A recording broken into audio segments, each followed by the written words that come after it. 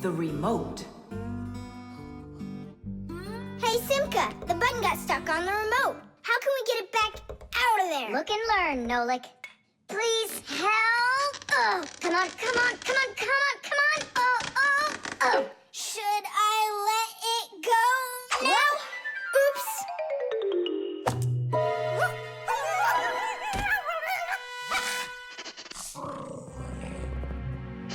Nolik, hide somewhere.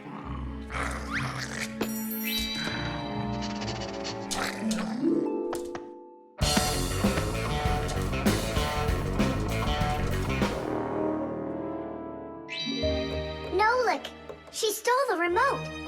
Nolik, where are you hiding? Nolik! Hello there, Fixies! Hey, where are you? Hey, Tom Thomas, you got here just in time. Chusaka ran off with the TV remote. And so what? I can turn it on without it. And my favorite cartoon is just about to start. Forget about the cartoons, will ya? Nolik is missing! I'm afraid Nolik hid inside of the remote. And Chusaka took it.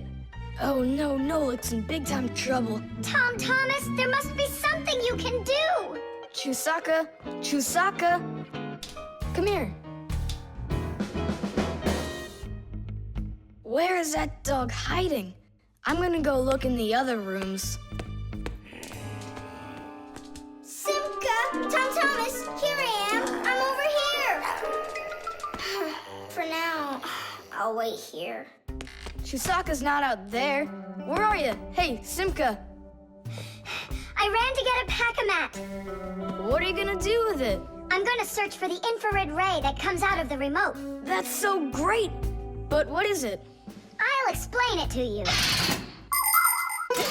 Inside of most remote controls, there's a special type of light bulb called a light-emitting diode, or LED for short. When we press a button, the LED sends an invisible infrared ray. And in the TV, there is a receiver for these invisible rays. The TV understands the command that comes from the remote control and carries it out, like changing the channel or the volume.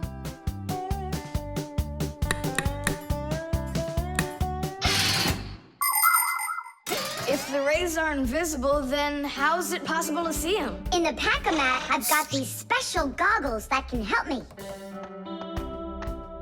And now what? Yell to Nolik.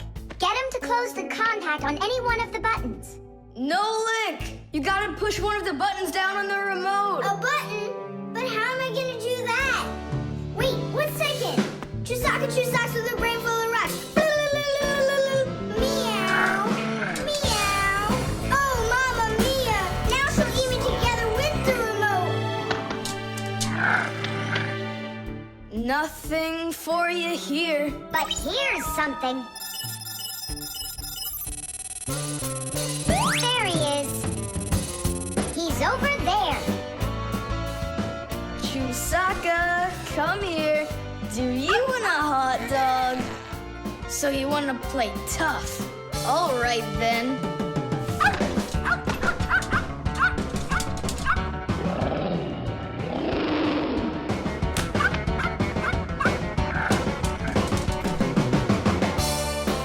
Hooray! You're in one piece. How did you find me? By looking out for the remote's rays. It's just a shame it's impossible for me to see them. What are you saying? You can! If you want to see infrared rays, all you have to do is look through a digital camera. Try it for yourself. Turn on the camera on a mobile telephone. Now go ahead and press any button on the remote control and point the camera toward the front of it. You'll see a bright dot on the screen of the camera. That's the light-emitting diode working. It's letting off a special light that can't be seen by the naked eye. It's also possible to point the remote control at a mirror.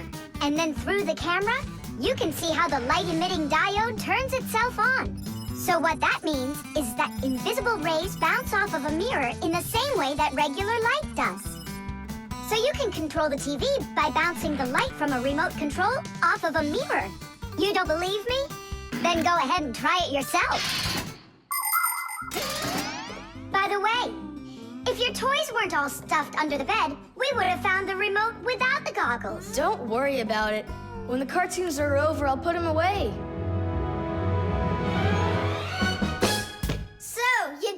watching. Time to clean up. The magnifying glass. Case number 1. Let's begin. Well, well, I see evidence of the criminal. The criminal's fingerprints, to be exact. He won't get away with it.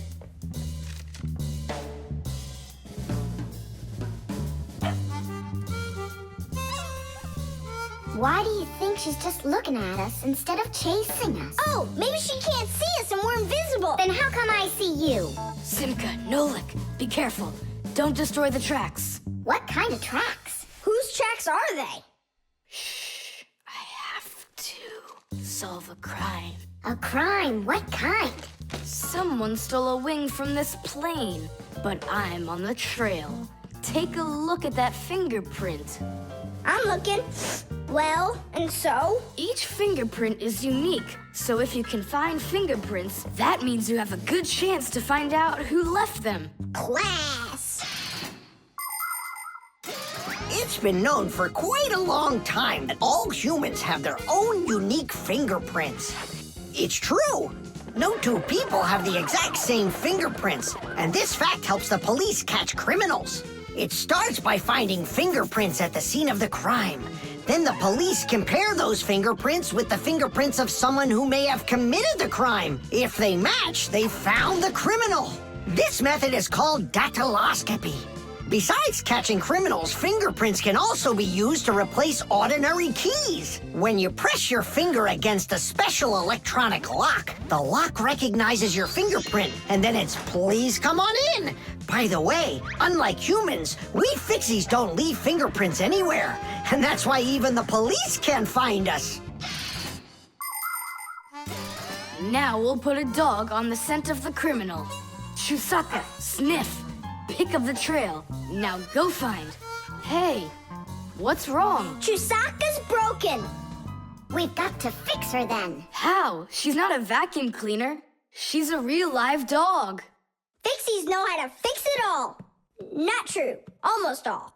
The first thing we have to do is a thorough inspection. Let's see now. Her eyes are looking quite healthy. Good. Tails in one piece. Ears are clean. Yeah.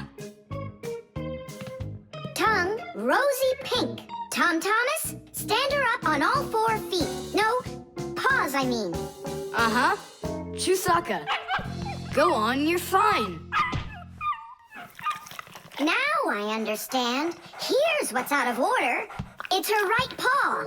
But I can't see what's wrong. I wonder if something's broken on the inside.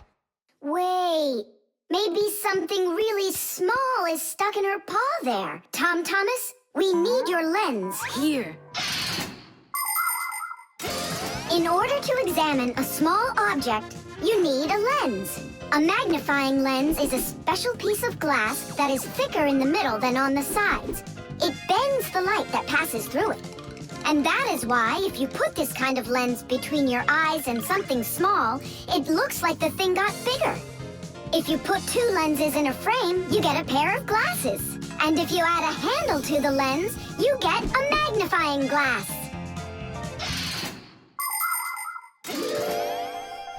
There it is, a splinter. It's glass, I think. Looks like it.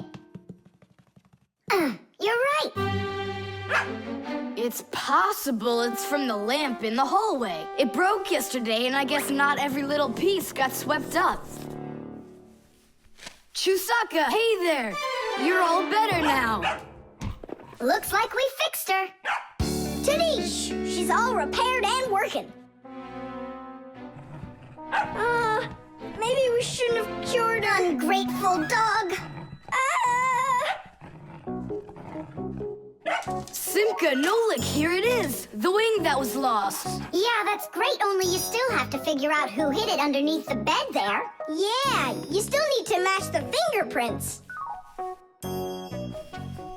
The fingerprints on the wing are the same as on the plane. But whose are they? And did you check your fingerprints out? Huh, all the fingerprints are mine. So I guess it was really my own fault. I just lost it somehow. So it turns out that you were the criminal?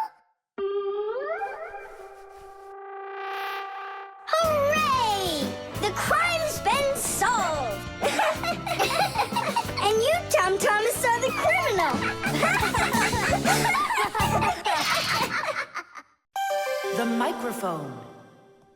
And what do you think? Should we go and see a movie?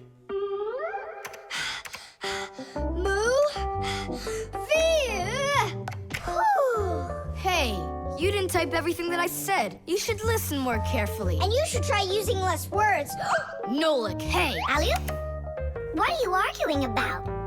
Well, I was writing a letter to Johnny.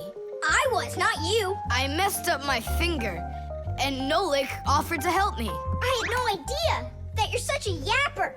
Oh, Now I see. Tom Thomas. Didn't you know that you can call Johnny straight from your computer? you sure? You see that picture of the phone?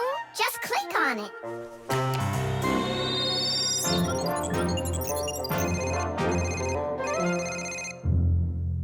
Hi. So what movie do you want to go see? Hey there. I don't care. Just not pirates and those robots. Hey, Tom Thomas. Why aren't you answering me? I am answering you. Hello? Hello? Talking to the microphone. I don't have a microphone. There you go. End of conversation. All right, then talk right into there. Simka, come on. You use headphones to listen. It's a joke. It's no joke. We talk into microphones and listen through headphones. But both of these devices use a special membrane to do their job. The membrane inside of a microphone is used to capture sound that is then sent through wires as an electrical signal. And inside a pair of headphones, a membrane helps turn that electrical signal back into sound. So it turns out that a microphone and headphones are built in a very similar way, even though they are used quite differently. And so I talk right into here? Johnny, hello? Just wait a second. First, we need to plug your headphones into the hole where the microphone gets plugged in. Ah, I get it. Go ahead. Now it's a microphone. Johnny, I'm here. Can you hear? Yeah, he can hear, but you can't. Nolik, switch it over to the headphone jack. I already saw a robot. And I already saw it. Nolik! I don't think there's anyone who didn't see it. You didn't see it? Then let's go see it. No, I don't wanna. I think the robots will be even more boring than the pirates. Do you want to see the pirates? Make up your mind. Do you want to see the pirates or the robots? I don't want to see either one. Nolik, what are you doing? What am I doing? It's because you and Johnny don't listen to each other. I've got a good idea. You need to talk like police on their walkie-talkies. When they're done talking and they're ready for an answer, they say, over. Great idea. When we talk to someone using the telephone, there are two channels for the sound. We talk through the first channel and listen to the other person talking through the second one. But sometimes two people need to talk to each other using only one channel. For instance, sailors and taxi drivers use one-channel radio sets. When a radio set's turned on, you can hear the other person talking, but they can't hear you talk unless you push a special button down. Then they'll hear you, but you won't hear them. So that means you have to take turns talking, because if everybody tries talking at once, nobody will understand anything. So then, to let people know that you're done talking, and you're ready to listen to what they have to say over. Johnny, hello. Why don't we try talking like police on their walkie-talkies? Whenever you're done talking, say to me, over, over. All right. So are we going to the movies? Over. Nah, I don't feel like it. Why don't we go play ball instead? Over. Sounds good. Who were you talking to before? Over.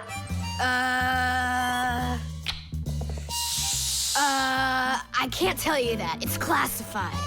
And we policemen, we follow the rules. Wow, that worked out great. You two are the best. Over. Oops. We try our best. Over. We do. Especially me. I'm completely over.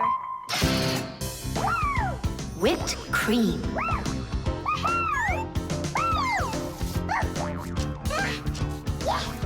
Nolik, please stop your jumping. Your head's gonna fall off. Don't worry, it won't fall off. That sounds good.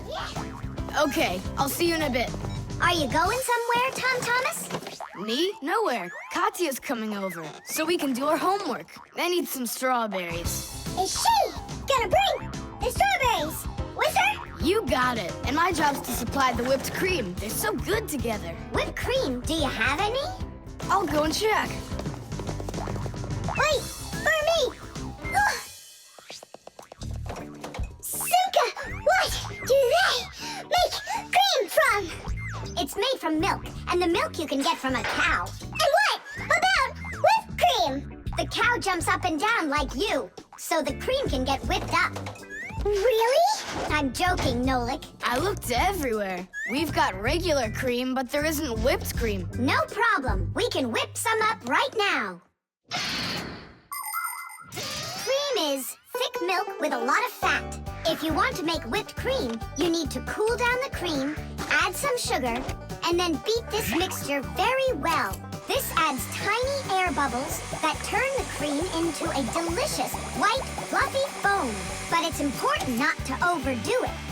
Or instead of getting fluffy, the cream will start getting thicker and thicker until it turns into rich, creamy butter.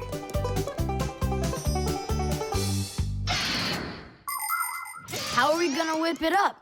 Look, there's a whisk.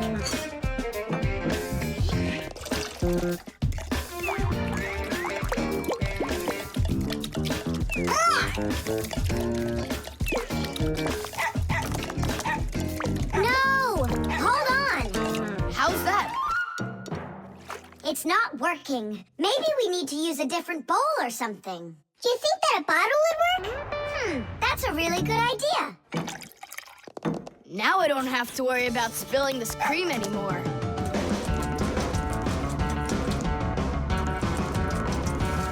Shake it with both hands. Come on, come on, come on, come on, come on, come on, come on! Shake it harder, Tom Thomas! That's all. I'm just too tired. The cream looks exactly the same as when you started. You didn't try hard enough. Oh, really? Then try whipping it yourself. I got it. That's who's gonna help us. Chusaka? Yeah, awesome. Bring it down! A little more! Perfect! Open it up. Chusaka, Chusaka, the brain full of rocks! Na, na, na, na, na!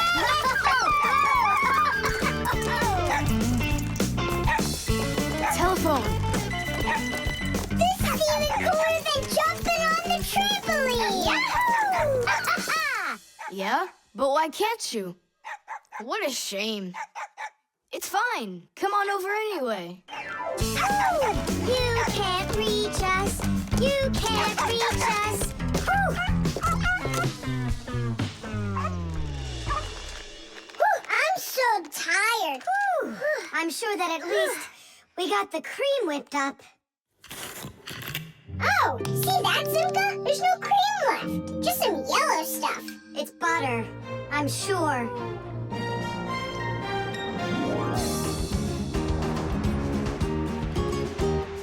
We overdid it. People make so many different things out of milk, like cream or butter or frosting for cakes and cupcakes. With dry milk, sugar, and boiling water, you can make condensed milk. And if you make it cold, brr, you get ice cream. And if the milk gets sour, no problem. Humans make all sorts of foods out of sour milk, like yogurt, sour cream, kefir, and buttermilk. If you drain off the extra liquid from sour milk, you'll have cottage cheese. And by boiling milk a special way, you can make all sorts of different cheeses. There are so many kinds of cheeses made throughout the world that it's hard to even count them all. And even certain kinds of chocolate can't be made without milk. You must agree that plain old ordinary milk is just one super magical, extraordinary thing. It's just awful, guys. What, Katya's not coming over? She's coming over, just without the strawberries. She didn't know that her grandmother had already used up all of them to make some jam. So you're telling us that we don't need any whipped cream? Right. Katya's bringing a cake, and she said that we'll need butter. She wants to make frosting out of it. Butter? I don't know if we have any. We got plenty. The Lie Detector. Simka! Shh, quiet. I'm on a stake out here. Who are you staking out? Huh? Tom Thomas. We've got a bet that he won't be able to survive 3 days without any TV. Really? Can I be on the stakeout with you? Shh. Simka! Ha!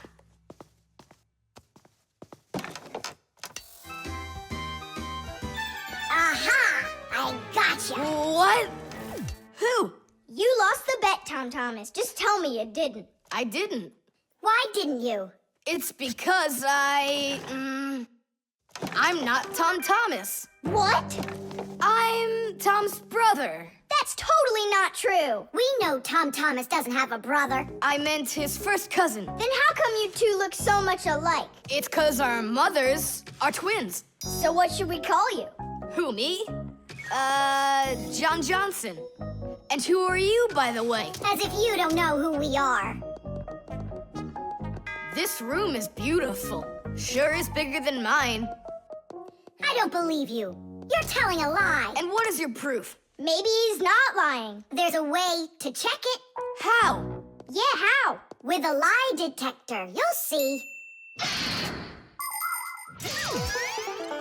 A lie detector is a device that is used to help figure out if someone is telling the truth or if they are lying.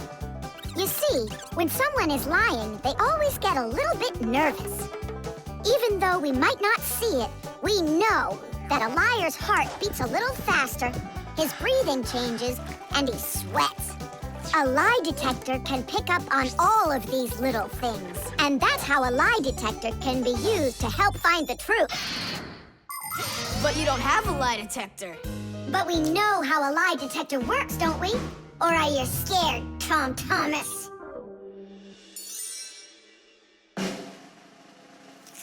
What's that for? To listen to your pulse, How come? so I'll be able to check how fast your heart is beating. And Nolik? He's gonna keep an eye on how often you blink. And what are you doing with the egg? The egg is an old African method. If you're not telling the truth, your hand will automatically squeeze the egg. And so, the egg will crack. Well, my egg won't crack. We'll see about that. Humans have tried to come up with all sorts of ways to find out the truth. For instance, in ancient China, they would put some dry rice in a person's mouth when they told him the crime they believed he committed. Then they'd check the rice. If the rice stayed dry, they believed he had committed the crime. In ancient India, a person had to bang on a gong while answering a judge's questions. If he started banging the gong louder, then it was believed that he was trying to hide the truth. And in Europe, if one knight accused another of lying, then they would just take part in a duel. Whoever won that one was said to be on the side of truth. No, it's not easy to hide the truth, but sometimes it can be even harder to find it. Answer yes or no. You got that? Do you have 2 ears? Don't you have eyes? Just yes or no. Yes.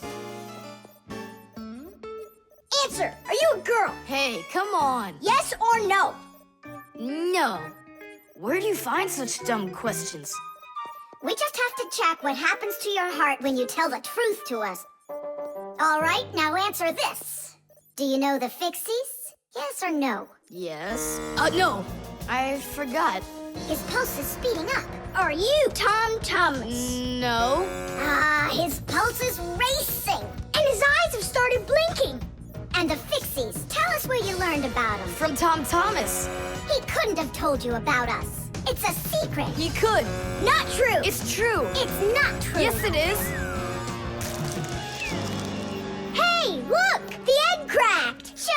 Give up, John Johnson. All right, I'm Tom Thomas, guys. Tish! Is it really possible to know if you lied just by measuring your pulse? With pulse, you really can, but you probably couldn't with the egg. You tricked me then. That wasn't nice. You weren't tricked. John Johnson was. Huh, you know what? I think you've got to get checked out on this lie detector. Ha! I don't think so. You need to get ready to give me my wish, 'cause you're the one that lost the bet. Paper. Hey, Tom Thomas. You're watering plants? Not only, I'm writing an essay for school. I don't get it. I have to write an essay that's called How I Take Care of Nature. Only I have to write what's true, so I'm writing what's true. Watering my plants. Oh! Chusaka. Chusaka, come here, girl. Stop. Don't be scared. Why did you pick her up? I want to pet her a little so I can write about how well I take care of animals. Tom Thomas, I want to take care of nature too. That sounds good. And what should we be doing? We could try saving air by not breathing as often. Awesome idea! Way to go! Saving air! Let's go for it. And ready?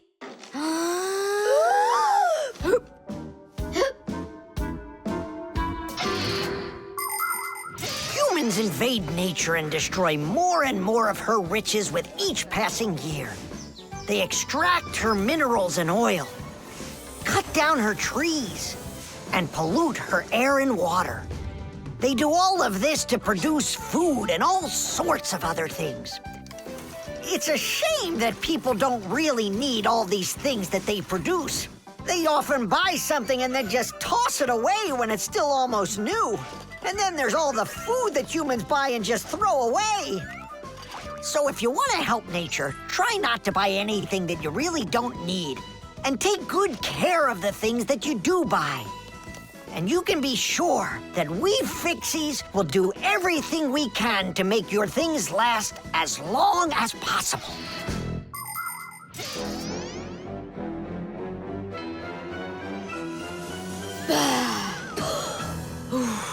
That's it. Now we can write it. Uh-huh, write this. I also do my duty by saving air. A whole 20 seconds worth. You got it? What's that noise? Huh. I must have left it running when I needed some water for my plants. Tom Thomas, I think you should write that you're saving water too. It really matters because there's not enough of it. Nolik, that's a good idea. Let's add that.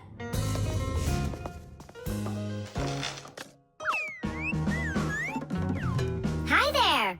What are you guys up to? We're writing about how Tom Thomas protects nature.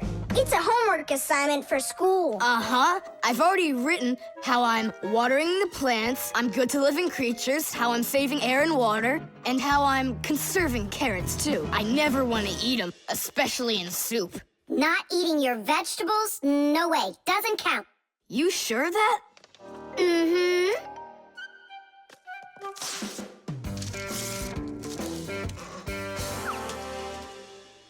Why did you rip your paper out? You won't let me say how I'm conserving carrots, right? So I'll have to rewrite it.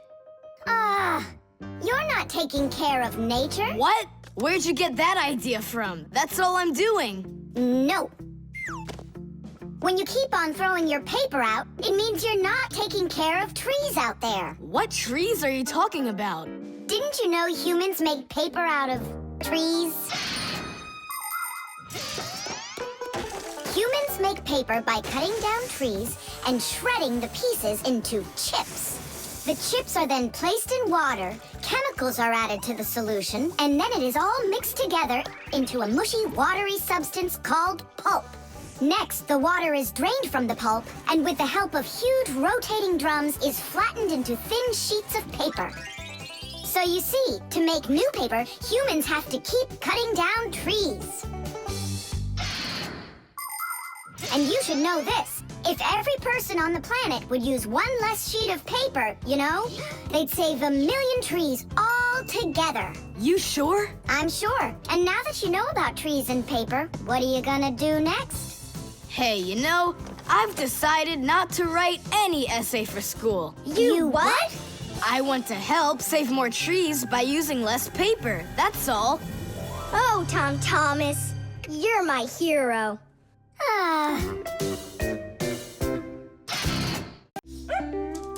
The scale.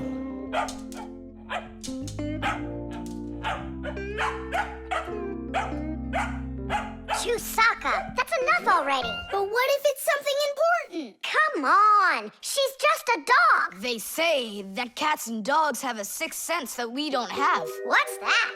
Well, they feel all sorts of things that we humans don't. I better let her in.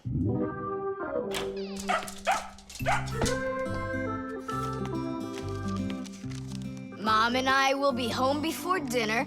Please remember to give Chusaka her food. Love, Dad. Oh, how could I have forgotten this? I just can't believe it. You believe in a sixth sense now, don't ya? Uh-huh. Only it looks like for Chusaka, it's a sense of hunger. How much food should I give her? Look, it's all written on that chart. For each kilogram of the dog's weight, serve 1 level scoop at every feeding. Uh-huh, I got it. How many scoops is Chusaka? Oops, I mean, how many kilograms? I don't know. Then what should we do? You don't know? We'll weigh Chusaka, that's what we'll do. With what?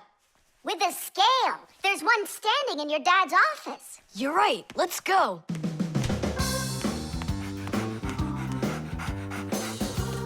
I was wondering, does it bother your mom that only your dad has his own office and not her? Nah, Mom says she's got her own office. It's called the kitchen. Hey, look, there's the scale. Did you know that humans have had scales like this for more than 7,000 years? If we want to find out how much something weighs, we need to compare it with something that we already know the weight of. Let's say you need to weigh a watermelon. You put it on the scales pan and it drops down. Now you keep adding weights to the other side until the two sides balance. Well, this one is too heavy, but this one is just right. Since the weight is 10 kilograms, it means that the watermelon weighs 10 kilos. And that's just how simply a scale works. Well, should we start? Chusaka. Right, like she's gonna come running. How are you gonna get her away from that bag? Huh, I know how to get her.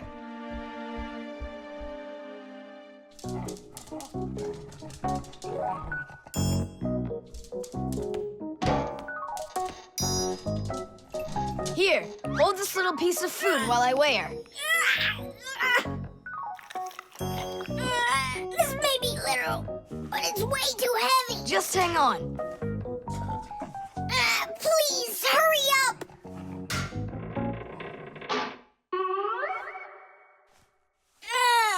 Come on! Hurry up! Done. Her weight is 2 kilograms.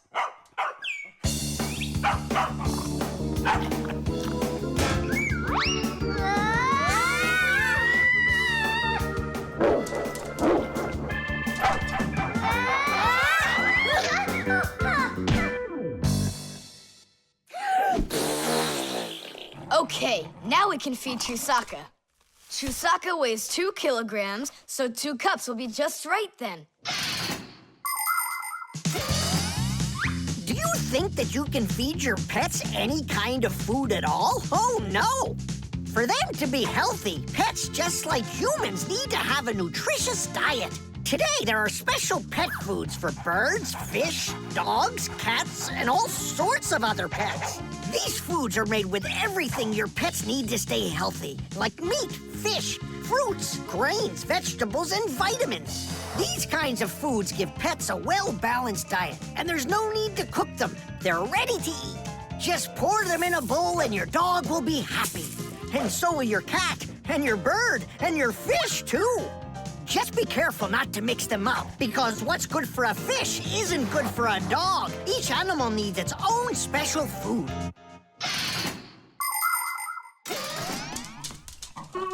Stop! What's wrong? What's wrong? You have to take out a piece. She ate one already. All right.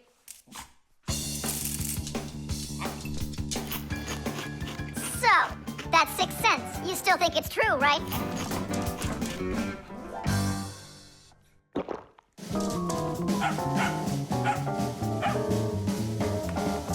What did you bring that for? Oh, Mom is calling. No way. How could she know it would rain? I knew that Chusaka had it.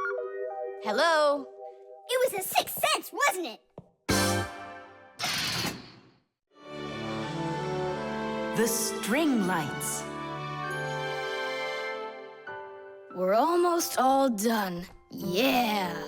Now Santa Claus is gonna come over. He'll say, 1, 2, 3, lights light up the tree. Then we'll get our presents. The real Santa Claus? Yeah, for sure. The real Santa Claus will come to you? You'll see for yourself. He comes to me every year. Okay, so let's practice. 1, 2, 3, lights light up the tree. Huh? Oh, the string lights burned out. And we don't have another one. Tom Thomas, Santa Claus is almost here. Is the tree ready? No, not quite yet. Oh no. What are we gonna do? I'll be right back. Tom Thomas, what do you think? Will Santa Claus give you any presents if there aren't any lights on the tree? No way. It's not right without the light. It just wouldn't be magical. Papus, Marcia, Santa Claus is about to come to Tom Thomas, but the string lights on the tree, they all burned out. They all burned out? Really? The bulbs in a string light are connected together like a chain with a piece of wire between each bulb. When you turn on a string light, electricity flows through the wire, lighting up each of the bulbs along its way. But if any of the bulbs gets burned out, the circuit will be broken, and the electricity will stop flowing. That means one bad bulb will make all of the lights go out. So if you want to fix a string light with a bad bulb, the answer is really simple. Just find the bad one and put a new one in. So, do we have a spare bulb around here? I'll get it for you. I know where it is. Tom Thomas, hold up Santa Claus for a while. We need a little time to find and replace that bad light for you. I'll try to. Tom Thomas, Santa Claus is already here. Ho, ho, ho! I got one thing to do. So, let's find the bad bulb. Okay, Papoose, let's go. This one's working. Maybe this one burned out. Nope. And that? It lights fine. Santa Claus is getting very hot out here. Hold on. Simka, what's up? We checked all the bulbs, but couldn't find a bad one. I guess this year won't be magical. Okay, Mom, just come on in. Ho, ho, ho! Hello there, Tom Thomas. So tell me now, have you been good all year? Huh, why aren't the lights on the tree burning? So then let's say it together. 1, 2, 3. Ow! Papoose, I found one more bulb. Here's the one that's not working. 1, 2, 3. Light up the tree. Huh! Now we need to replace this bulb with a new one. So where's Marcia? Show your light, O tree. Hooray! Ho, ho, ho, ho! Whew, that was really hard. I see you already got it shining. But where did you manage to find a new bulb? We got Papoose to act as the bulb. Tidish! Tidish! Ah, what a hero. Pull me up so we can put this bulb in. On Christmas Eve, on Christmas Eve, on Christmas Eve, our spirits light up. Whoa! And on the tree, Yeah! on Christmas Eve, Nice box. the lights burn brighter.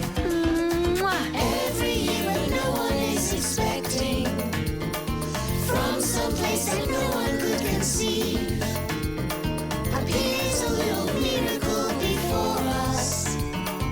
Every year on Christmas Eve, on Christmas Eve, on Christmas Eve, on Christmas Eve, on Christmas Eve, the clock it seems on Christmas Eve is ticking slower. And suddenly, on Christmas Eve, a miracle on Christmas Eve, no one believes on Christmas Eve comes out of nowhere.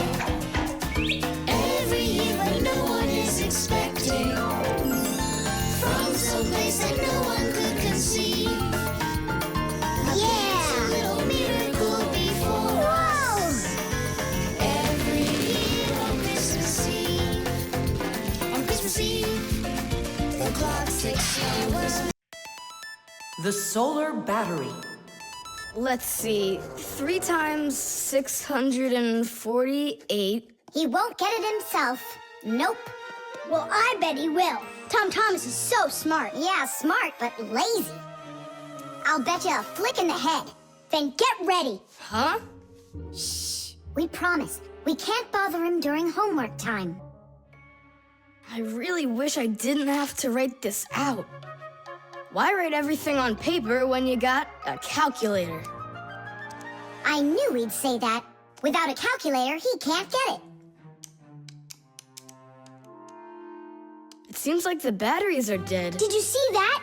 The calculator won't turn on, so he's gonna have to solve it by himself. What's the problem? Come on. Where are the batteries here? Simka Nolik, just come out already. I can hear that you're here.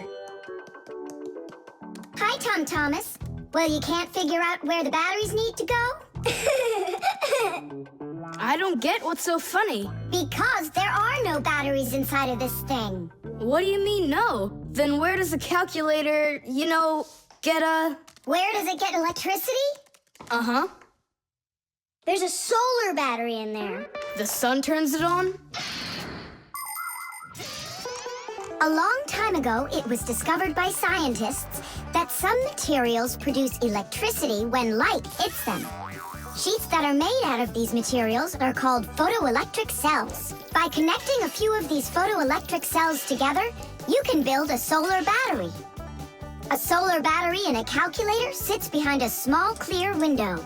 And when light hits the solar battery, it produces the electricity that powers the calculator.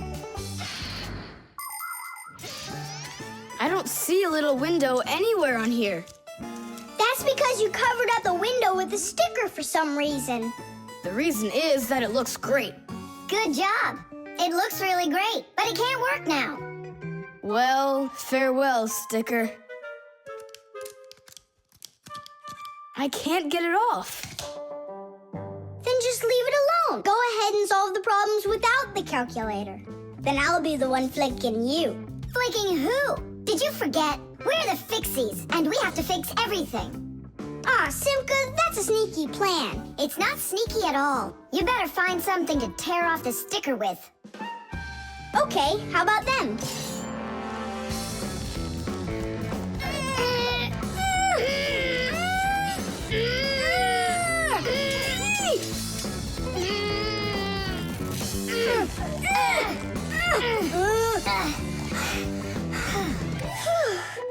It'll take forever doing it this way. Yeah, I got an idea. Let's use this paper clip. And what's next? I'll just stick the end to the paper clip and then wrap it around. Tidish! With the help of solar batteries, we can produce electricity without burning any oil or coal. Unfortunately, these batteries aren't very powerful. A calculator can get enough energy from a small little battery. But in order to power a whole city with solar energy, you need to have power plants with huge fields full of solar batteries. And of course, it's best to build these plants where the sun shines bright and long, like out in the desert. By the way, in outer space, the sun shines very brightly, and it's never blocked by clouds. That's why all of the vehicles and satellites in space use solar energy for power, including the International Space Station, where astronauts from different countries work together. Tom Thomas! What, you guys all done? Uh-huh. Now you can go solve your problems on the calculator. But I already solved them on paper before you peeled off the sticker. Hooray! I'm the winner! Ow! That's totally unfair. If it wasn't for the sticker, you would have lost. What's going on? Nothing. Never mind. That's nothing to you? Well done, Tom Thomas. You got them all right. Now it's working. Look, a picture of our Nolik. Where? Right there on the calculator. Oh, I got it. 0 means null, Nolik.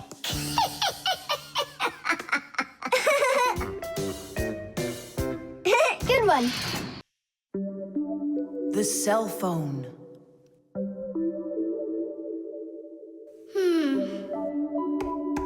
Hey, Nolik. Come on out and play. He's not allowed. He was punished. Can you tell me what you did? I grabbed a Pac-Man and I forgot to ask.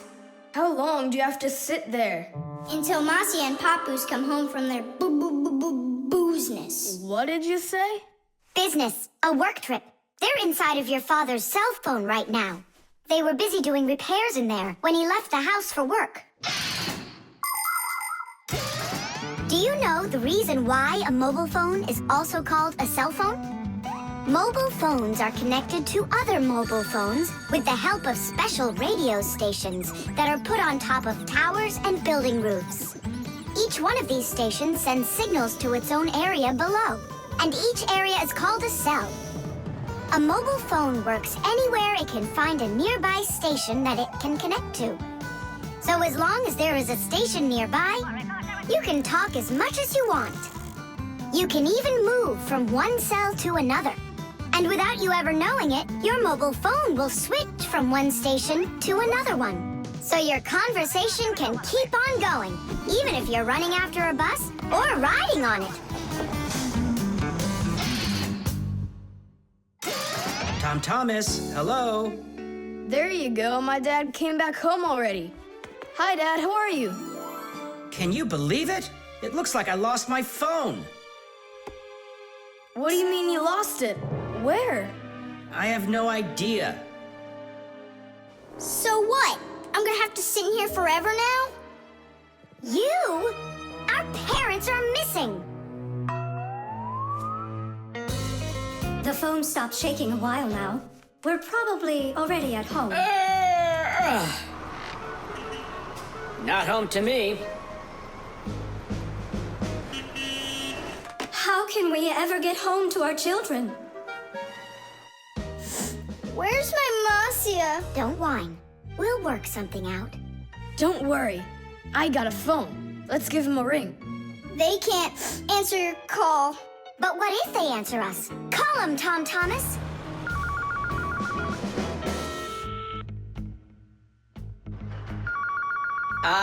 Don't even think it. We're not allowed to talk to humans. We're not gonna talk to them. We're just gonna listen. We need to close the contacts.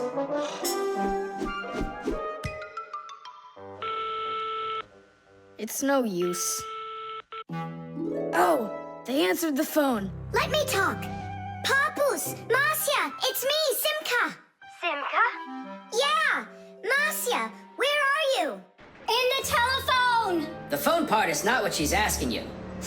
Oh, it smells a lot like gasoline in here. Ask your father, was he anywhere around gasoline?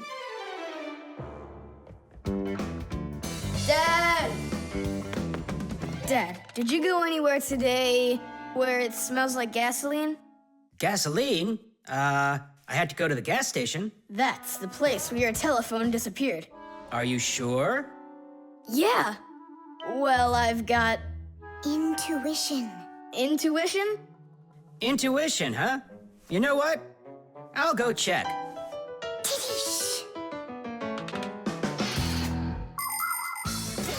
Come and check out our Fixie ringtone. Telephone is, your telephone is, your telephone is, telephone is, telephone is, ring, ring, your telephone is, ring, ring, your telephone is, ring, ring, your telephone is ringing, won't you answer please? Ring, ring, your telephone is, ring, ring, your telephone is, ring, ring, your telephone is ringing, won't you answer please? Your phone is ringing!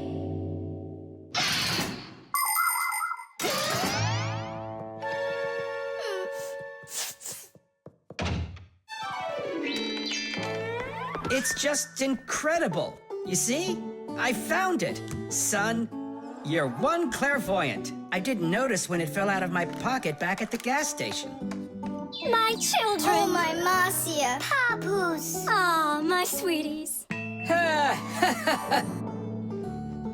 So, just by any chance, you think you might happen to know where I can find that nice watch I lost? No. Don't worry, there's no rush. Just use that intuition you've got.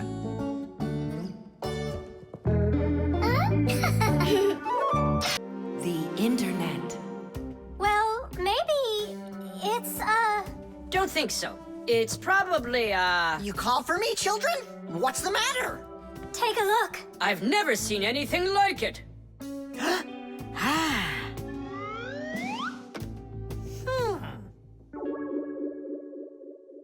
What in the world could it be? Hit! Maybe it's a bathroom scale? Or a clock with a digital display. Wait a sec. Are there instructions around here for this thing? I couldn't find them anywhere. That's a problem. Well, then let's try to figure it out. What are you trying to figure out up there? What a huge hockey puck!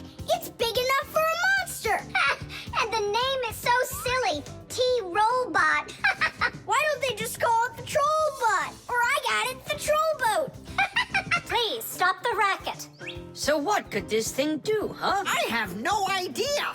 We could try finding it on the internet. Where? Just run along, you two. We don't need any internets. We can handle this. Go on, go. Don't interrupt us. Sure, whatever you say. Come, Nolik. We'll find it out by ourselves. Yeah. How? So, you remember what it was called? A trollboat. Nah, a trollbot. You're right. Hop to it.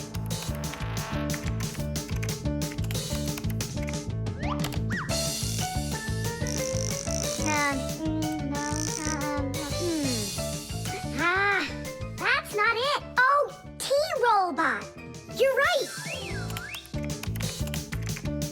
There it is. A robotic vacuum cleaner. You mean it vacuums by itself? It's a robot, so yeah. Class.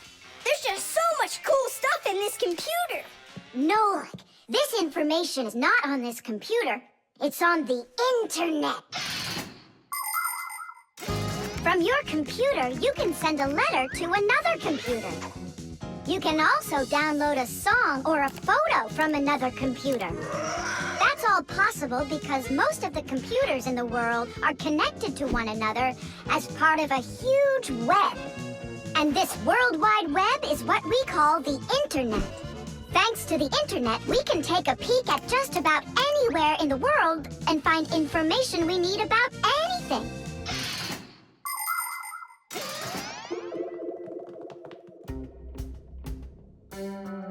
It's an electronic vegetable slicer. No, it's a printer for round sheets of paper.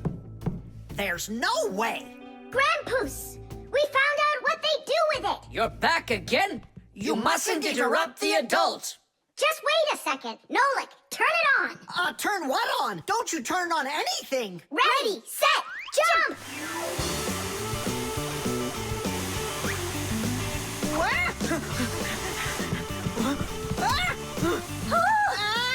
Help me! No, hold on! What was that? It's a robotic vacuum cleaner. It runs itself. And where did you find the instructions for it? On the internet. Just ask and it tells you. You can really just ask and it tells you? Uh-huh. If you want, we can show you. We'd love to see it. Sure, why not? Yep. Whoa!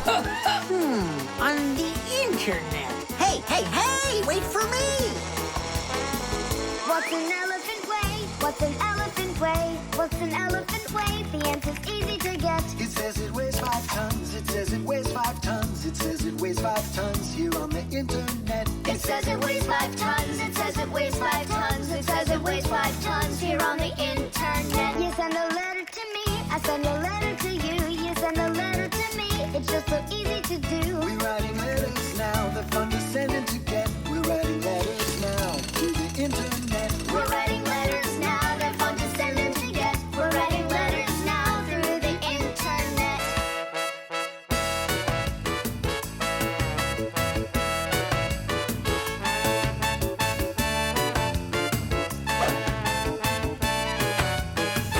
Who, what, where, and how. Who, what, where, and how.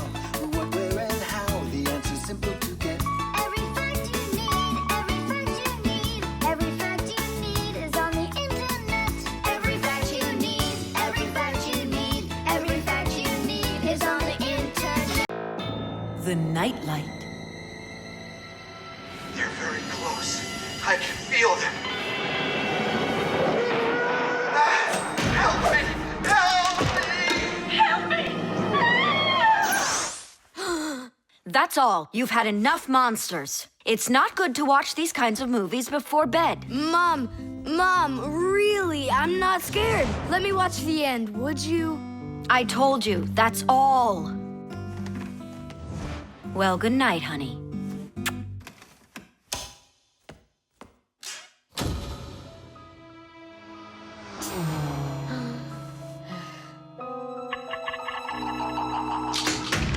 Ah! Who's there? Ah, they're very close. I feel them.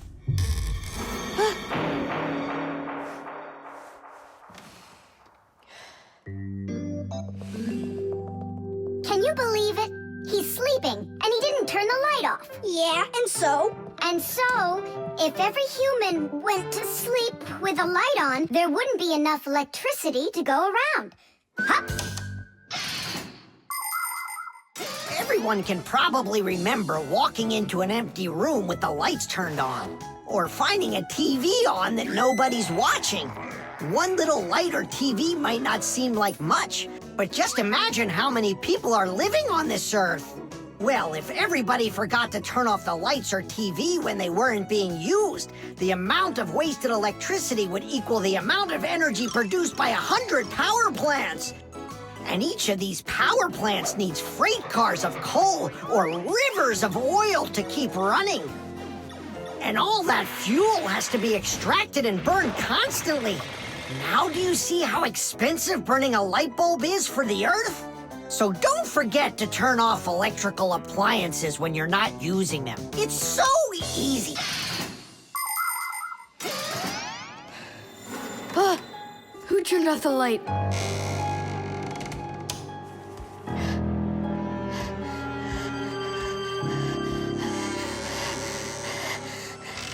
Ah! Ah!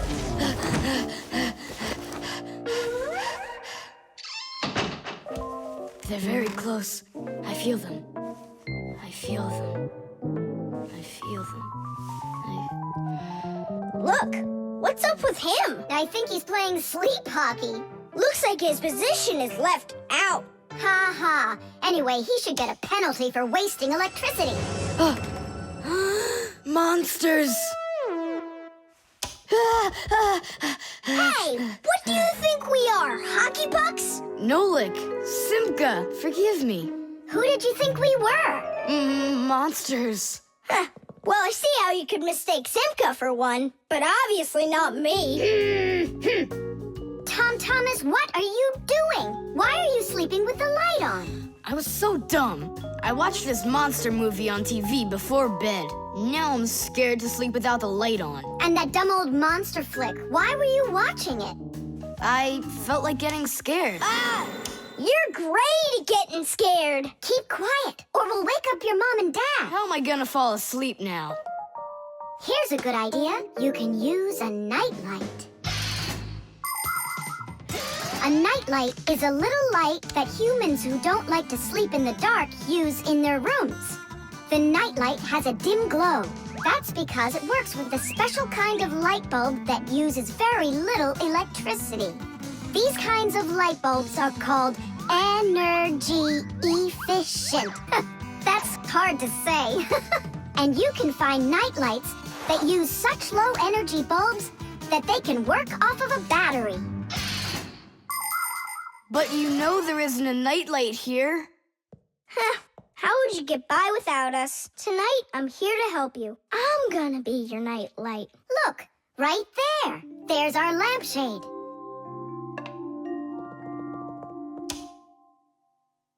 Thanks so much. You really are a friend indeed, Nolik. It was easy. Just go to sleep. Nolik. Do you know any good stories? I know one about a big meat grinder. Nah, no way.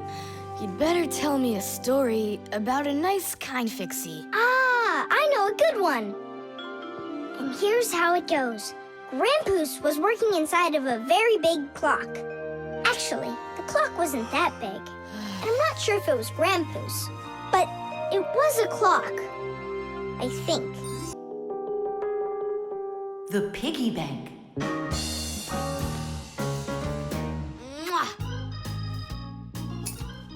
Tom Thomas, why are you throwing away your money? That's not what I'm doing. I'm storing it. This is a piggy bank. Oh, here's another coin. I don't like its snout. That's one very suspicious-looking pig. Are you positive your money's safe with her? Don't worry. Whatever I put into my bank here is not getting back out. This piggy bank won't give up a cent. You greedy piggy! Come on, Nolik. Simka must have taught you about how banks work. Humans came up with the idea of piggy banks because they wanted a good place to save their coins. For storing lots of money, people use a safe, a large metal box with a very strong lock. Now that kind of piggy bank's almost impossible to break open. The biggest safes are in banks. Banks use them to store their customers' money and other valuables. There are even safes in banks that are whole rooms. You'd need an awful lot of change to fill up one of these piggy banks. So why are you saving up all this money? For roller skates. How much more do you need to save? I don't know. I can't see if there's enough in there. Then just go and open it. But there's no way to do that. The only way is to smash it real hard. So smash it. Nuh-uh, forget it. I have nothing to put my money into. But what if there's already enough for roller skates? And what if there's not? All right, then I guess I'll count your money for you.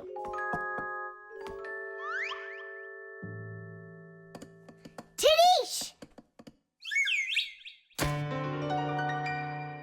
Oh, whoa! Tom Thomas, you've got a fortune in here. There are many different kinds of money, and they're not just coins either.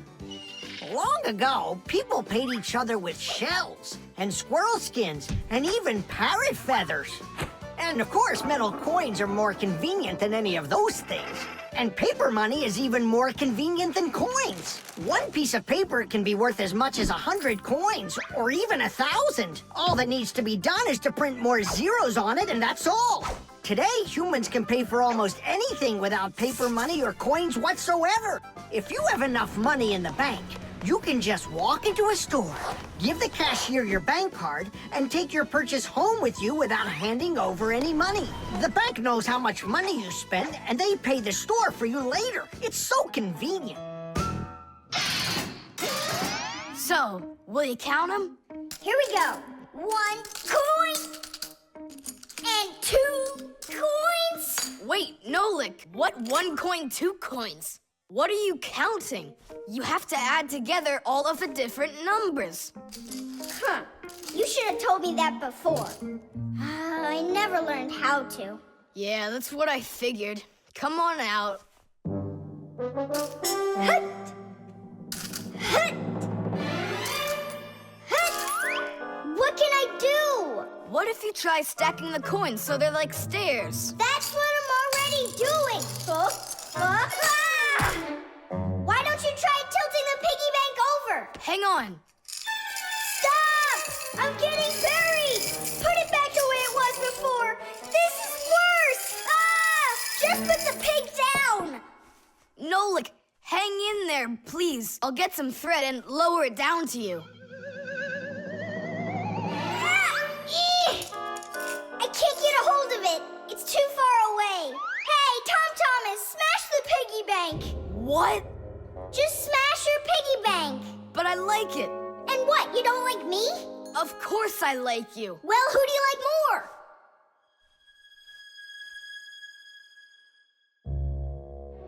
You're my friend, aren't you? Of course. Then smash the piggy bank, will you? Okay, Nolik, I'm gonna do it.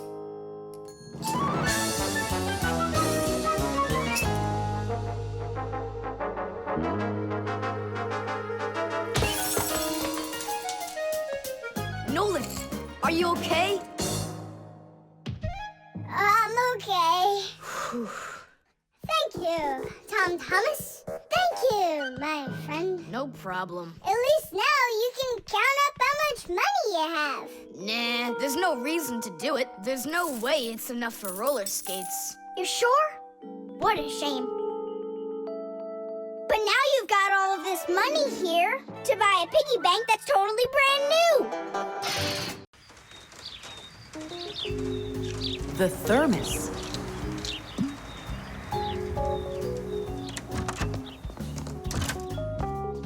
Where should I put it? Put what, Thomas? Oh, it's you. My ice cream. Are you joking? Eat it! I can't. Thomas, are you all right? I'm fine. It's just that it's a present for my mom. Today is Mother's Day. Then you need to go give it to her. I can't. Dad and I are going to congratulate her together. What's your dad gonna give her? I don't know. But when he gets back home, the ice cream will have melted. Then put it in the freezer. And what if Mom looks in there and finds it? The surprise will be ruined.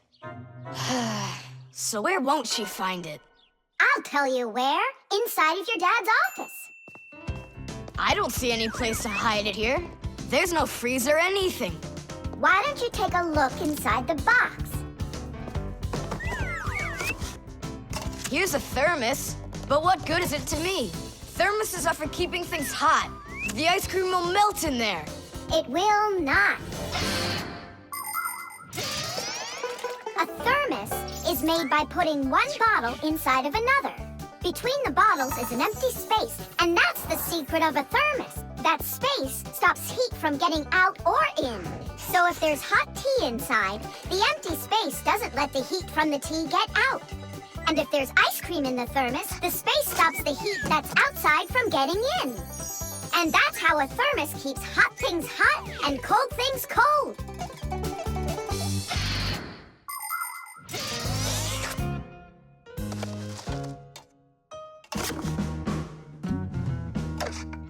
That's it. I'll go and play for a little while. He didn't even say thank you, did he, Nolik? Where are you? Nolik! I'm here! Where? In the thermos! What are you doing in there? I wanted to see that vacuum you talked about. Just don't touch anything! And don't even think of licking the foil! The ice cream's so cold, your tongue will stick to the metal. It's already stuck. What did you say? It's already stuck. Already stuck. Uh-huh. Try to unstick it. Well, is it working? Nuh-uh. And what if you breathe onto the foil? Nuh-uh. Hang on, Nolik. I'll go and get Tom Thomas. Winter is a wonderful time of year. Holidays, presents, snowballs, skates, sleds. But the cold is also something serious that you shouldn't fool around with. The most important thing is to dress warmly. Cover your head with a hat and your throat with a scarf. Then there's less chance you'll catch a cold or get a sore throat. And to keep your hands from getting chapped, don't forget to wear gloves. And never walk around in wet shoes in the winter. That's a sure way to get yourself sick. And there's one more thing I want to tell you. It's great to have fun in the cold, but use your head. Don't eat snow or stick your tongue on metal fences, poles, or doorknobs. Your tongue can get stuck so strongly to the metal that it will be very hard to get off. I wish you all a glorious winter. Tom Thomas! Nolik's tongue got stuck. Where? In the thermos. Hurry! I'll explain everything later. Dad, you're already home? Mm-hmm.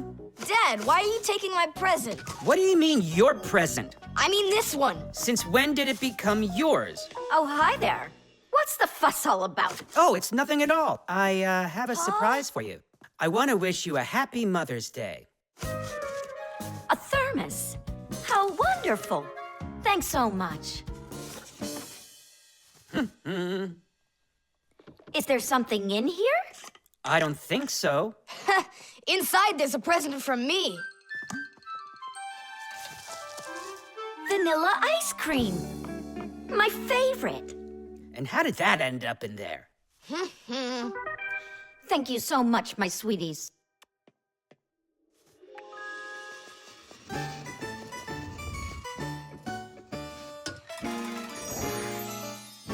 Nolik, you got me so scared. Thank goodness you thought of turning into a screw inside of there. Uh-huh. Does your tongue hurt? Uh-huh. Do you think you can talk again? I can talk. Oh, that's good. We better hurry. We still need to go and wish our mother a happy Mother's Day. And you should too. The alarm. Hey there! I'm back. Yoo-hoo! Wait, my chocolate bunny! It was standing right here. What's this, a dog? Not that one, another one. I had 2 bunnies. I just got them as a present. You had 2 bunnies? Are you sure of that? Of course. You think I don't know my 1s from my 2s? Huh. Then someone stole one. Unless. You went and ate it yourself. Me? How come I don't remember anything about it? Maybe you're a sleepwalker. What is a sleepwalker? Someone who gets up from his bed at night without waking up. He crosses the room, eats one of his chocolate bunnies, and doesn't remember a thing in the morning. But in the morning, the bunny was still there. Yeah? Huh. How about your mother? Could she have taken it? She doesn't like when you're eating too much candy. No, she doesn't. She says that candy's terrible for my teeth. And so, to save your teeth from these sweets, she snuck quietly into your room, snatched one of the rabbits, and ate it. But Mom's the one who gave them to me as a present. And so why would she take it? Yeah? Then I just don't know. Well, I do. I think it was your father. He wouldn't steal it. We know he's allergic to chocolate. Next he'll tell us how the fish took it. You know, I always thought there was something fishy about those fish. No doubt about it. They stole the bunny.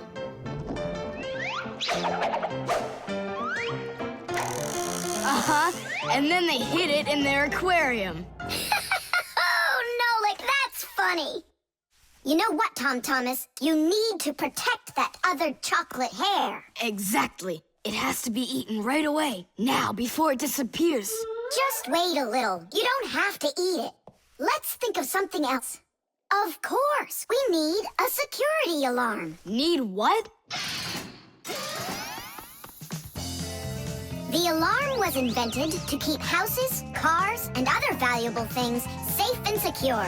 The simplest alarm is a siren or light bulb that is connected by wires to a door or window. When someone tries to open the door that has an alarm on it, the alarm goes off, making the siren howl and the light flash.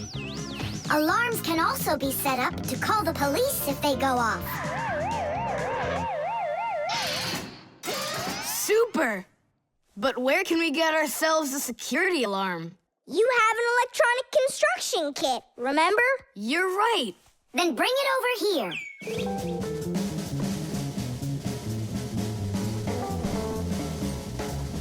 Nolik, help me.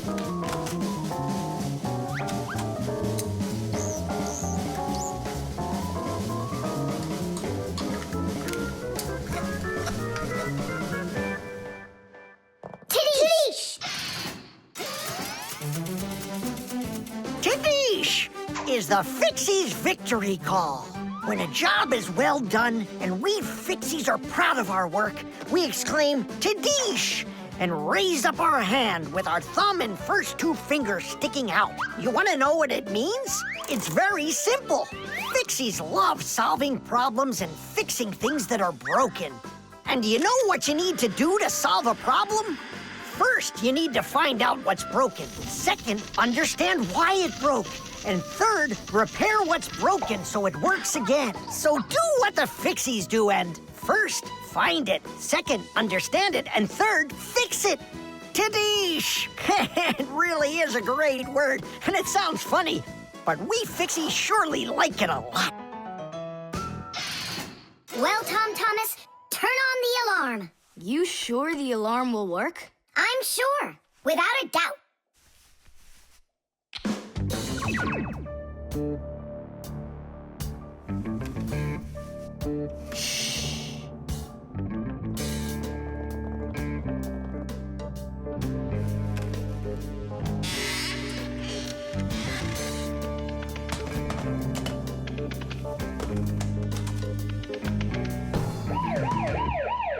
You're under arrest. Freeze!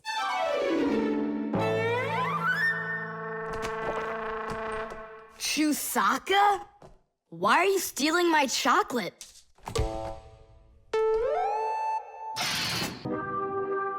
The cartoon. Yeah.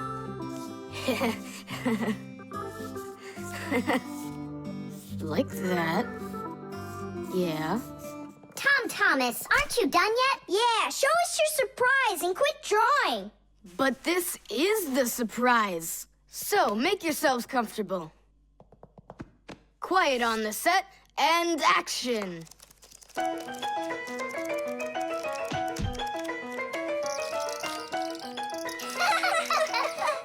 Great crash, huh? You should put a huge bump on his head. It's just like a cartoon that you drew in there. He did draw us a real cartoon there. Oh, right. Real cartoons, they only show them on television. But they make them exactly the same way. Animation is made with many, many pictures called frames. Each one of the frames is a little bit different from the one that comes right before it. For example, a character can lift his arm up a little bit at a time. And then, if you watch the frames very quickly, one right after the other, it looks like the character is really moving. And that's how cartoons are made. And you know what? To make 1 minute of a cartoon, you might have to draw more than 1,000 frames. Oh, wow. I'm not patient enough for that. It's no big deal that your cartoon's short, especially since it's funny. Yeah, it's so funny. Tom Thomas, who's this kooky guy you drew here? You're just joking, Nolik. You don't recognize yourself? So this is supposed to be me on here? Did you already forget what happened to you this morning? Simka, you're it. You can't catch me. I'm too fast for you. aren't too fast for the pole. Simka, you didn't have to tell him about that. Real sisters don't treat their brothers like that. Oof. And your cartoon's not funny at all. Nolik, don't go. It's okay. He just needs to sulk for a while. While he's gone, there's something I want to show you. Do you have a cartoon you can put on the TV? I have plenty.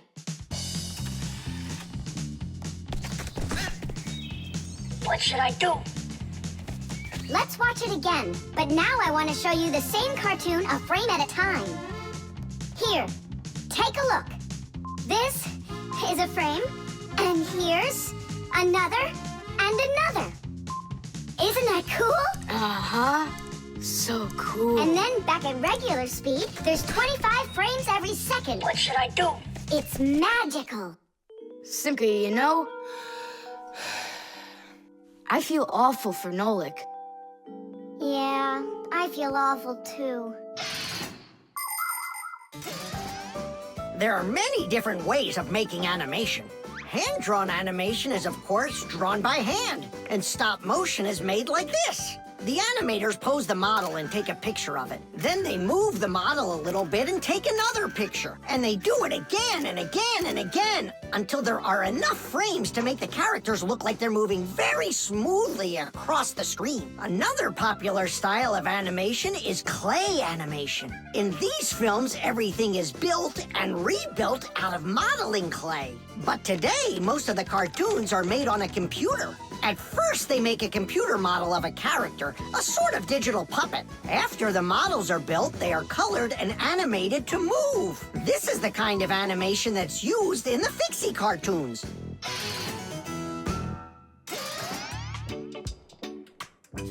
Tom Thomas, what are you doing? Are you drawing a new cartoon? Nah, I started fixing the old one, so Nolik will stop being angry. Good. Keep drawing, and I'll go and get him. Nolik! I'm not here! Nolik, forgive me. Please don't be so mad. There's a cartoon to watch. I've already seen your stupid cartoon. So what'd you do now? Put a huge bump on my head? Not a chance. I did it all over again. I'm sure you'll love it. You're sure of that? All right, go ahead. Show me your cartoon. Quiet on the set, and action.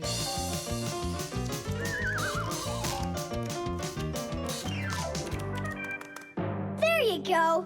Now that cartoon I really liked. Good, 'cause I'm all out of paper. Well, I think the first cartoon was funnier. Whoa, but this one's much better, of course. Yeah. The zipper. Hey, Nolik, look. Why did Tom Thomas go to sleep like that? Maybe it was some kind of homework for one of his classes. Uh-huh, gym class homework.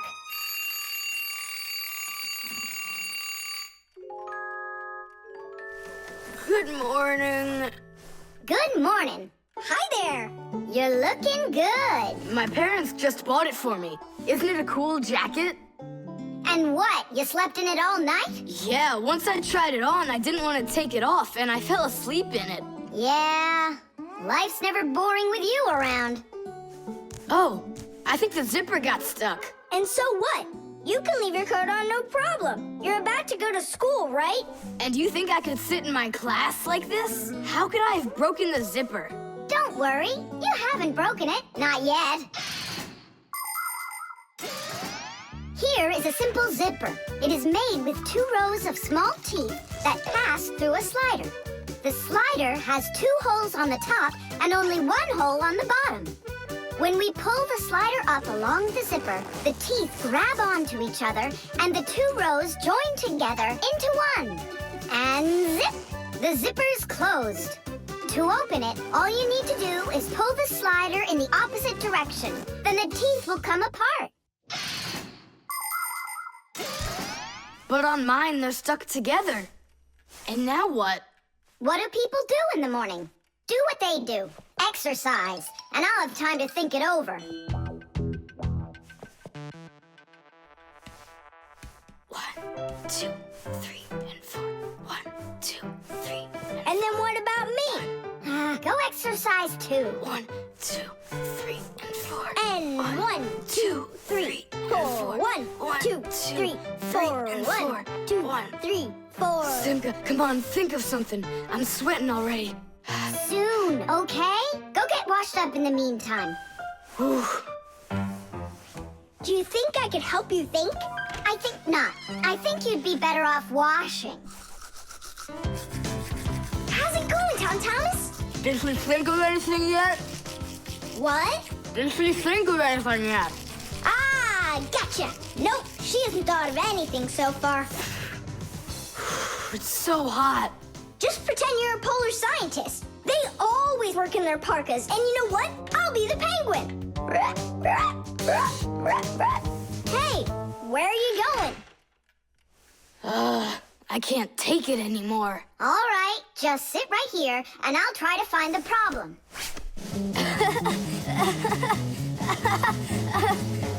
You see? That polar scientist game's funny, huh? That's not it. It's Simka. Oh, she's tickling so hard. Stop squirming. And you stop tickling me. Aha! So that's why it won't open all the way. It's only a piece of thread stuck in there. Pull the slider up.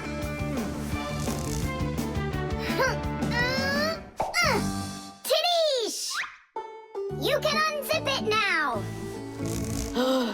Thanks so much.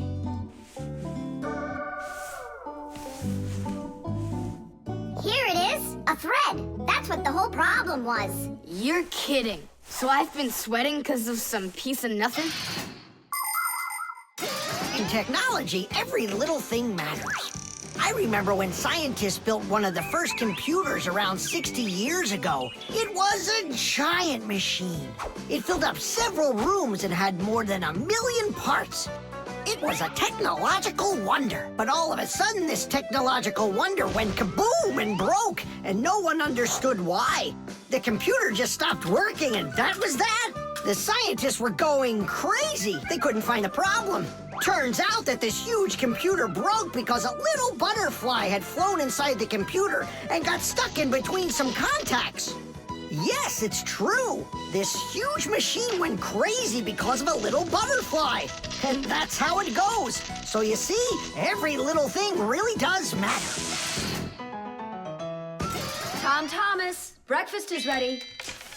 What are you doing in your jacket? It's 'cause I was playing Polar Scientist. Simka, what took you so long to figure it out? I just thought it would be funny to see Tom Thomas do his exercises and brush his teeth in his coat, that's all. That was your plan? Well, yeah. Can I joke around a bit? The tin can. Well, what else goes? A flashlight. It's good to have when you're camping. Listen, Tom Thomas, just leave a little room for me in there. I'm good to have when you're camping, too. I'll leave you some room. Just hide in there so Dad won't see you. And you can't tell Simka anything about me going with you. All right. And last on the list, a few cans of meat.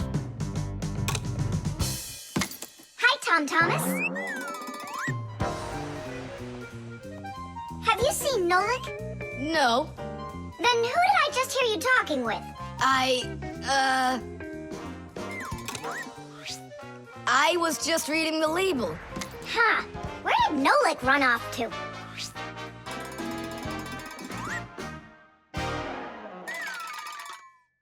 Simka, do you know, how come these cans have no way to open them so you can taste what's inside? What do you mean? Don't you know what makes canned food special? It comes in a can. The thing that's special about canned food is that it can get stored a long time without spoiling. You see, meat and vegetables spoil when harmful bacteria start multiplying inside of them. So, if you can get rid of the bad bacteria or stop them from getting into the food will last a long time. That's why jars and cans are sealed very tightly. This stops harmful bacteria and air from getting inside and spoiling the food. Nolik's not here, right?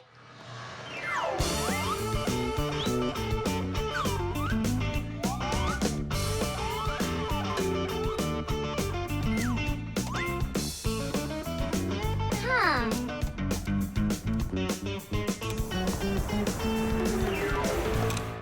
So it looks like he's really not here. Who is that? Where?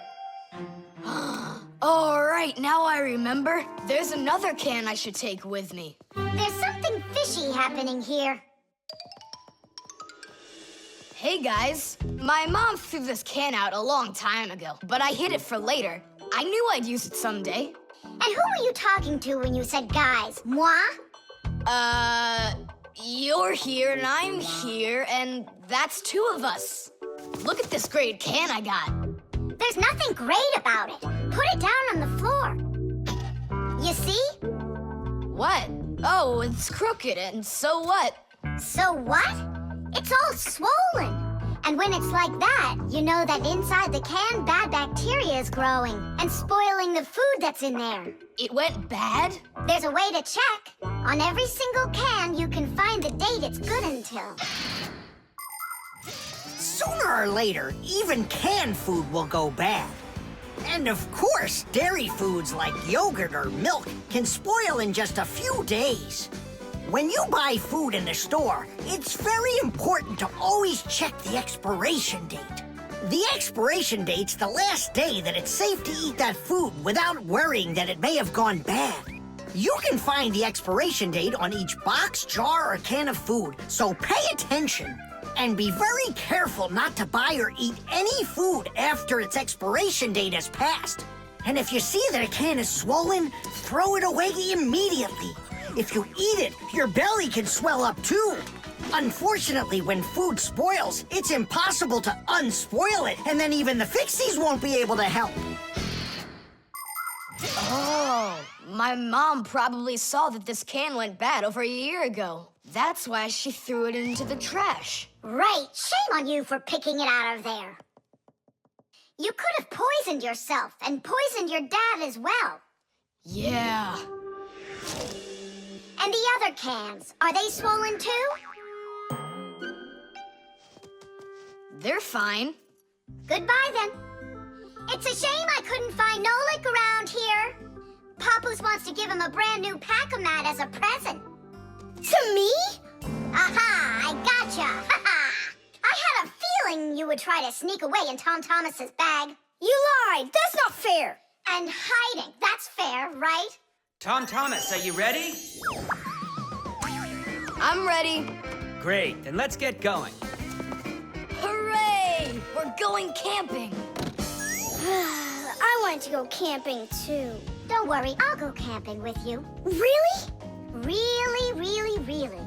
To that house outside our window. See how huge it is?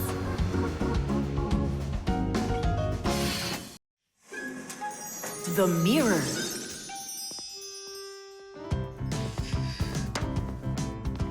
Hi there, Tom Thomas. Why has this mirror been standing here in the hallway for a whole week already? My dad can't seem to find any time to hang it on the wall. Are you sure it won't fall? It hasn't fallen so far. So, Nolik, do I look like Spider-Man? Ah! No, you don't look like him at all. Yeah! Hey! You can't climb on walls like Spider-Man. Yeah, I'm sure you can do it. I can do it. Just give your chewing gum to me.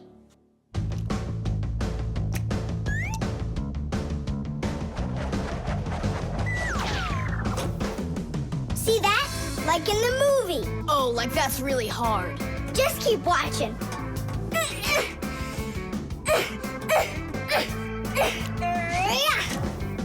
That's hard. Feast your eyes and see what the only spider fixie in the whole wide world can do.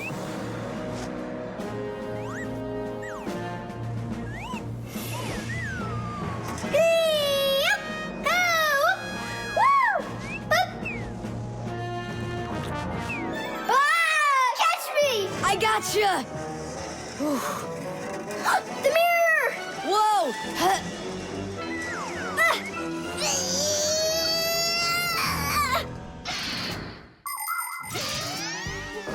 Long ago, the only way humans could see their reflection was to look into water. The very first mirrors appeared about 5,000 years ago.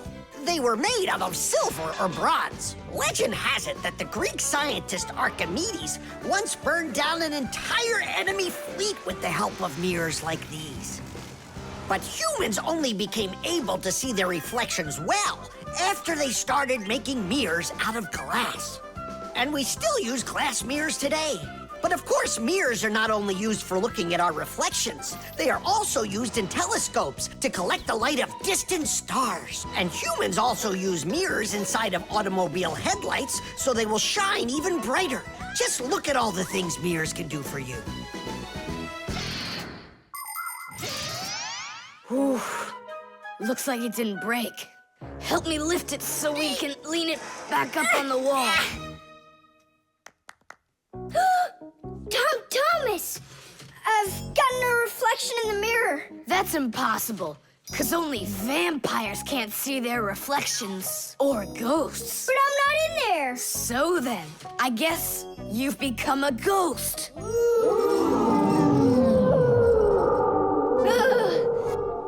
not a ghost. I don't like them. Hey, what's all the racket? Did you guys get yourself into trouble again? Simka! Me and Tom Thomas were playing Spider-Man, and I turned into a ghost for some reason. Yeah, a ghost. That's silly. They don't even exist. Oh, you don't have any reflection either. Simka! You're a ghost just like I am.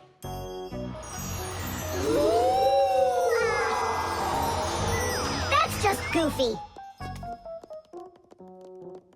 Look! Just look! Here I am! Well, hi there. But why couldn't I see myself over here? It's probably because the mirror is scratched on the back. Tom Thomas, do you think you can rotate the mirror? It's just like I said. Some of the special coating got scraped off of the back. A mirror is not just a piece of plain glass. Plain glass lets light pass through it, but a mirror reflects light. To turn a piece of glass into a mirror, people spray a special shiny coating on one of its sides that reflects everything. And then to protect the shiny coating, an extra layer of paint is put on top of it. But even with that protection, you still have to handle mirrors carefully. Because mirrors can easily scratch or even break. And do you think that this one is possible to fix? Yeah, we can do it. It's a good thing you have a pack-a-mat with you. I thought we might need it after you started screaming over here. Don't tell me you've got paint in there for a mirror. A pack-a-mat's got everything you'll ever need.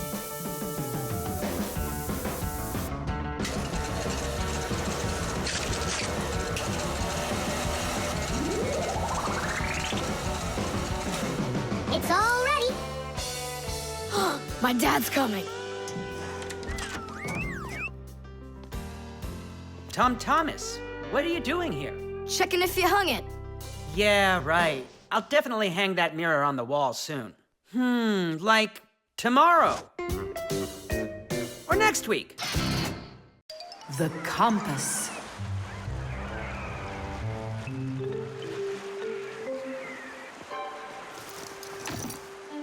Pipe ball, hands on the deck. Aye, aye, mateys. Shimmer me timbers. Simka Nolik, what you doing here? We're not Simka Nolik. We're courageous pirates. Yeah, pirates. And today we leave home for the sea. Are you with us? Yes, I am. Hooray! You mean no? No hooray? Oh, yeah. You can't join us without a test. Go and find a special thing. Something no sailor should ever sail the sea without. I can do it, but how? With a map. And it's over there. I've never seen a map that's this puny. What are you talking about, puny? That took us a half hour to make. From where you're standing now. Uh-huh. From here, you mean? You guessed it right. First head to the north until you will find... Hold on. But where's the north? It's where the North Pole. Ice and polar bears are. But how do I know which direction the North Pole is? By compass, of course. A compass is a special tool that helps sailors and pilots know in which direction they're traveling, whether in the air or on the sea.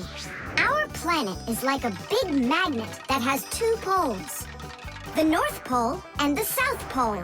These magnetic poles help the needle in the compass find its way. The needle is magnetized, so one of its ends will be attracted to the North Magnetic Pole and point at it, while the other end will always point towards the South. That I know, but there's no compass around here. Then let's make one by ourselves. Out of what? We can use a needle. We just have to magnetize it. And how's it supposed to turn around? In a saucer of water.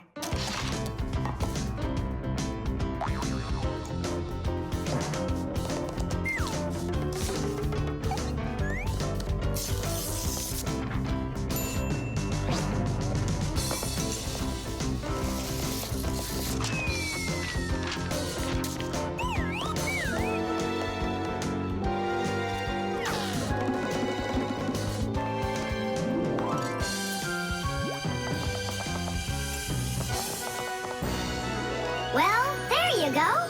Now one end is pointing in the direction of north and the other to the south. But which points where? Well, there's the window, so that can't be the right way. The north is there. I'm really liking this sharp little fella we've got here. You calling me a little fella? No, it's just the way us pirates talk. All right then, north we go. First head to the north until you see a sleeping monster. Mateys ahoy! Monster on the horizon! Let him do it himself. Now turn to the left and go 300 paces more. 300? Exactly. I counted on myself. Uh-huh. Okay, then that means I'll go 1, 2, 3. Now straight ahead until you get right up to the giant tree. You call that a tree? Wow, amazing! I can't believe my eyes. It's a real ship compass. It's also called a marine compass. The first compass was invented more than 1,000 years ago in ancient China. With its help, the Chinese were able to travel across the desert. And about 200 years later, the compass appeared in Europe. Whether the Europeans came up with the idea for the compass themselves or took it from the Chinese isn't clear. But one thing's for sure, we Fixies remember how those early compasses were built. The first compasses were made with a magnetized needle on top of a floater inside a bowl of water. Later, the needle was put on top of a pin that let it spin freely, and it started to look like the ones we use today. Since the needle of a compass always points to the north, a sailor can easily figure out which direction he needs to turn his ship. If he wants to go north, he follows the needle north. If he wants to go south, he goes in the opposite direction. Your dad brought it home with him late last night from his work. You were asleep. Hold on. I want to check something. What's up?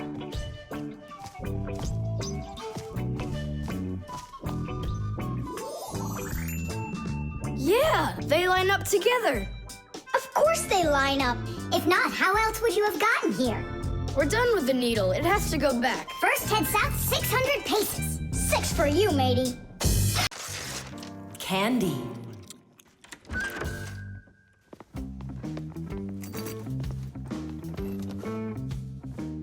Nice black eye. Tom Thomas, did you fall? How did you hurt your eye? I had a big fight with Johnny. Oh, wow! How could you? What was the fight about? We argued over who's cooler, a racer or a boxer.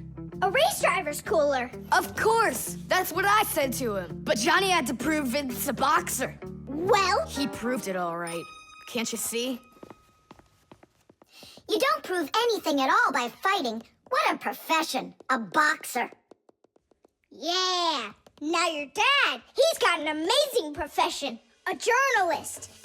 He gets to travel to different countries and brings back all sorts of funny stuff.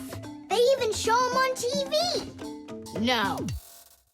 What do you mean? Boxers are cooler. Everyone's really afraid of them. Don't be gloomy, Tom Thomas. Have a candy.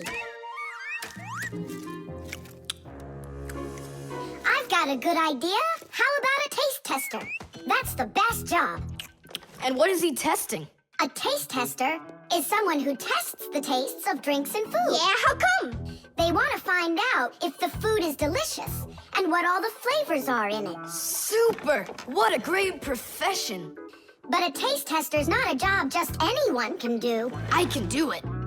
Then let's check. So open your mouth and then close your eyes.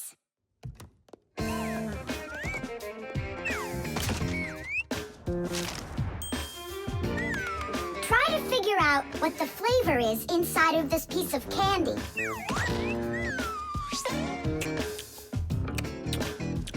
Strawberry. That's right. Good job, Tom Thomas. And this?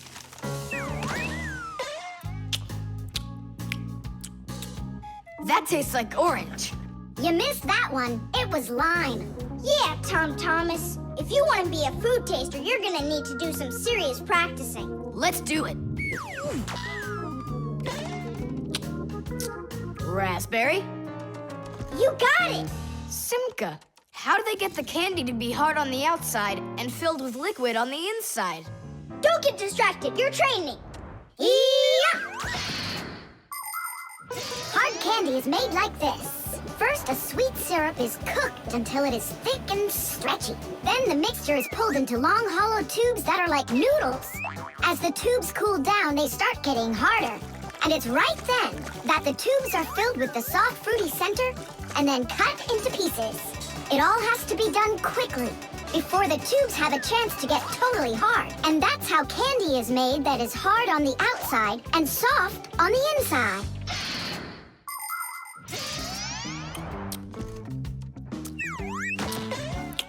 It could be strawberry, only I just can't tell anymore. Ouch! What's wrong? My tooth. Was I hearing things? Or did someone yell? Oh, I got it. Come on. Let's take a look at your tooth.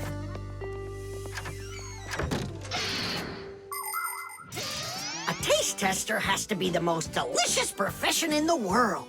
They taste all sorts of things like cheeses and chocolates and decide which ones taste better.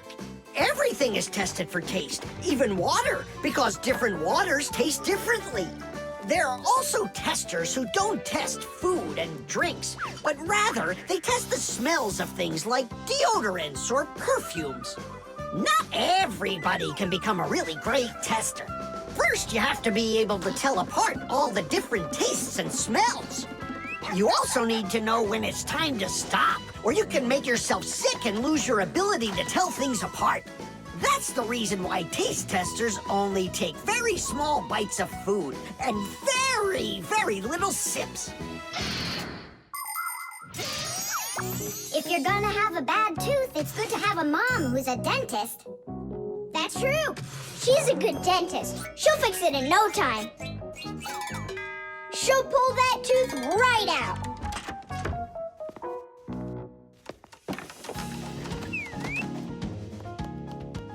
So, did she pull it out? Nah, she just gave me some medicine to gargle. Your tooth, does it hurt? Yeah, it hurts a little. Hey, now I definitely know who's cooler than a boxer. Who? Who else? A dentist. Even boxers are afraid of going to the dentist. The hairdryer. Nolik, are you here? Yep, I'm here. I got a cool trick to show you. What? Oh! That was real magic, dude. Took long to learn it? No, that's not the trick. It's a trick with helium. Oh, what is helium? Well, helium's a very light gas they fill balloons with so they float in the air. That's not magic at all, you silly. Who's never watched a flying balloon? The trick's not about the balloon flying. I need to get its gas. Ugh. How can I get it down from there? Get a hairdryer. That's the way to do it. Yeah, what for? So I can show you a trick. All right. Mom, can I use the hairdryer for a minute? A hairdryer is a great, simple invention. Inside a hairdryer is a fan that sucks in the air from behind it and pushes it out the front to blow your hair around and make it dry. To heat up the air, there's an electric coil inside of there. When the coil heats up, it warms up the passing air. And the hot air helps your hair dry faster. Of course, you don't have to turn on the heat setting, but then you better like that cold wind.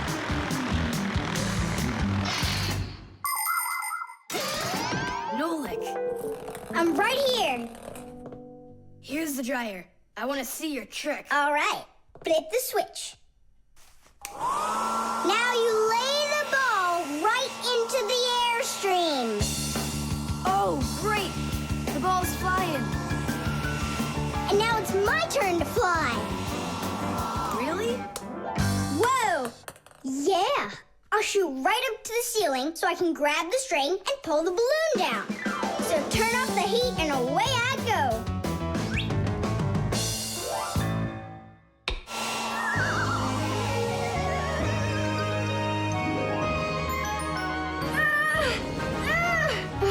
Switch it on to high. Got it. Give it to me. I can't get it down. It's probably because you're little and weigh like nothing. And what? Do I have to wait till I'm heavier and older to get down? I don't know. Then you'd better get my sister. She'll tell us what to do. Simka, come on out. Well, what's going on? Look. Hi there. How'd you end up on the ceiling? I was just showing off that funny hairdryer trick. I'm laughing out loud. Ha, ha, ha. I can try flipping on the hairdryer and lifting you up to Nolik. So both of us can get caught hanging up there? Well, thanks, but I don't need it. Then what do you need? Just a broom or a mop. You know how to do a trick with a mop? Uh-huh. Just make it fast. They can be quite ingenious creatures, those humans. Sometimes they figure out clever ways to use ordinary devices, like a hairdryer. Of course it can be used to dry hair, but it can also be used to dry a wet spot on clothes. And a hairdryer can even be used to remove a sticky price label. Now, suppose you buy yourself a new cup that has a terribly sticky sticker that just seems impossible to peel off. Well, try warming it up with a hairdryer. The glue will dry up a bit and the label will come off easier. There's no doubt that a hairdryer can be very useful in any household. But you need to be extremely careful with it, especially in the bathroom. If water gets inside a hairdryer, there's a real risk of getting a horrible electrical shock that can seriously hurt you and destroy the hairdryer as well.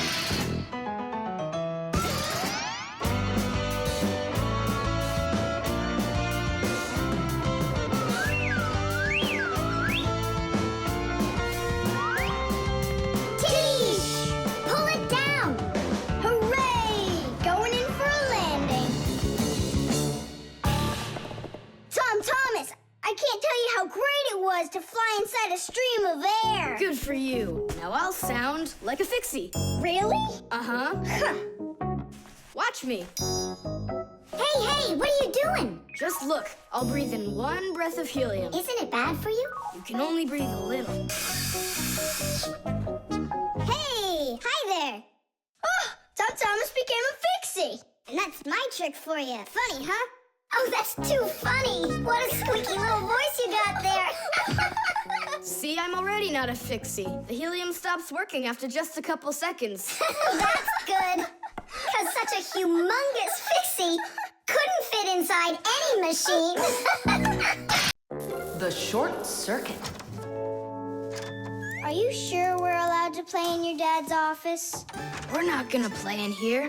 We came here on a tour. I think this place is like a real museum. Just take a look at that. I have no idea what it is. And this thing is a complete mystery. Keep it down. This is a museum, you know? What a great museum guide you are. You know absolutely nothing. How can you say you don't know? I know. I'd like to run a test here on the capacitor. On this one? Don't touch! Why can't I? It's not a museum. Because it's dangerous. If you touch it, the shock could be deadly. But You two are touching it all the time. I've seen it. The only time is when the device is turned off. And right now, the device is running. For many centuries, the Fixies only had to work on mechanical devices. But after the discovery of electricity, the Fixies had to master electrical devices as well. At first, Fixies were getting terrible shocks, and they really, really hurt. Over time, the Fixies figured out that you can't fix appliances when they're turned on, and bare wires should never, ever be touched. And Fixies also learned that electricity can travel not just through wires, but through plain old water. So that's why if a broken wire ever ends up in a puddle of water, you must never get close to it, or you could get a terrible shock. Fixies learn all these important rules, and they hope humans understand that they need to learn them as well. Look. Now here's one I know about. It's an old radio my dad got from my grandpa. More than 60 years old, can you believe it? Your grandpa? The old radio. That was a joke. Is it still working? I don't know. Let's check.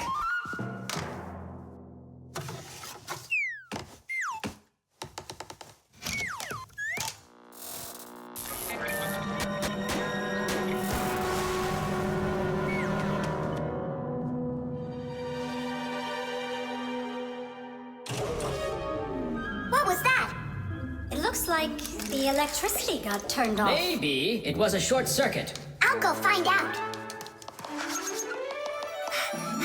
Oh, so it was you who caused the short circuit. I was in here showing all these things to Nolik, and we wanted to turn on the radio. We flipped the switch on, and then suddenly, kaboom, the lights go off. They're off everywhere in the apartment. So then how can I even warm up my pizza now? Soon it will warm up all by itself now that the refrigerator isn't working.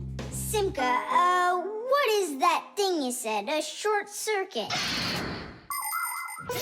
Electricity goes back and forth from an appliance with two separate wires. For example, an iron uses the electricity it needs to get hot. But if those two wires start touching each other without the iron in the middle, then the wires will get hot instead. And this can cause the wires to burn out. When this happens, it's called a short circuit. Short circuits can happen when the coating around a wire is worn out, or when an appliance is broken on the inside of it. So when you tried turning on that old broken radio, the wires in the apartment started burning. Does that mean all the wires got destroyed? Don't worry. In our apartment, there's an automatic switch to stop that. It turns off the electricity when the wires start getting too hot. Oof. And what about that, automatic switch? Is that something you need your mom and dad to turn on? No question. You definitely would. But you have us. Yeah. And we have Papus and Masya. I'll go tell them what happened here. And you guys, you turn off the radio.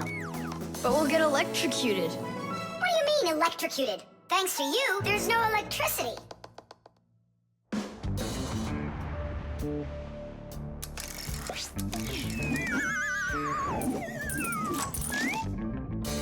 Are you ready?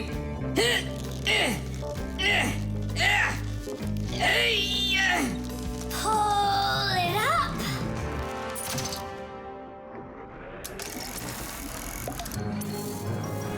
Hooray! Tidish! So, Tom Thomas, what are we doing next? Why don't we continue with our tour? Hey, wait for me! I'm coming! Hey, wait! I thought you were fixing the television with Papus and Masya. They asked me to come here and stay with you on your awesome museum tour. That way there'll be less for them to fix in here later. The mixer. Masya, why are we going to the dishwasher again? We have a busy day ahead of us, and we all need to be charged up with energy. I don't like charging myself up in the dishwasher. Then how about the microwave, Nolik? Or the kettle? No thanks. I don't like it when we go inside anything at all in that kitchen. There's not one interesting thing in there. And where's it interesting, huh?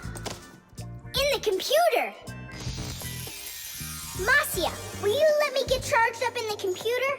The energy there is sweeter. Our diet has to be nutritious, Nolik, not just delicious. People don't eat just candy, do they? Humans get energy from food, while the Fixies get their energy from appliances. Humans eat all sorts of foods, and so do Fixies. They need the energy that comes from different devices.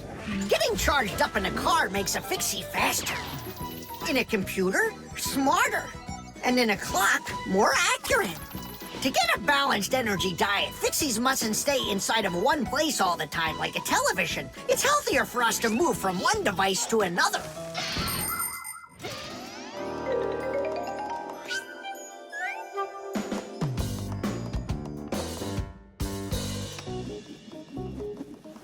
Good morning, Tom Thomas. What's the matter? For breakfast, I got cereal with milk. Mom says that milk is so healthy, but I think it's just awful. Aha, Nolik, there you are. Go get charged right now. I'm not going. Look at Tom Thomas. He doesn't want to have breakfast either. Why don't you? Milk tastes awful to him. Taste awful? He just doesn't know how to drink it right. Look what we've got here. What? What? A mixer. A mixer is a kitchen appliance that's used to mix together different foods. With a mixer, you can make things like frosting, sauces, or an omelet. But the most delicious thing you can make with a mixer is a milkshake. It's easy. Just put some fruit, syrup, juice, ice cream, or anything else you'd like into a container and then add milk. Now use the mixer to stir it all up until it's smooth and creamy. And that's it. You've got yourself a milkshake. Guys, what do we have for a milkshake? We've got a jar of jelly. Will it work? That'll work. And strawberry jam? That'll be great. Here's a banana. I found some chocolate, too. And I found strawberry ice cream. Start up the mixer. When you get up from your bed, yo. When you get up from your bed, open your favorite cereal. When your day is ahead, open your favorite cereal. When your day is ahead, there is still something you need, yo. There is still something you need. A little milk poured in that bowl, yo, will make it delicious indeed. A little milk poured in that bowl, yo, will make it delicious indeed.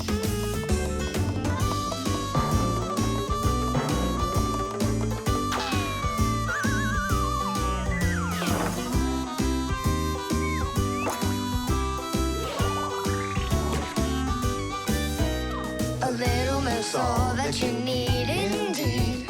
A little milk's all that you need. A little milk's all that you need indeed. A little milk's all that you need. A little milk's all that you need indeed. A little milk's all that you need. Wow, this mixer's cool, isn't it? You think we can make one more shake? Just one. They were good. Sure, if you want to. Oh, where did all the milk go? Way to go. Looks like you drank all of it. And I remember when you said how milk is awful. I didn't know how to drink it right.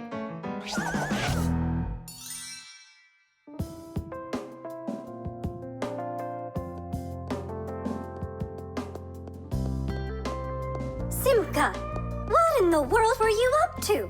And what happened to Nolik? Shh. Just come, I'll show you.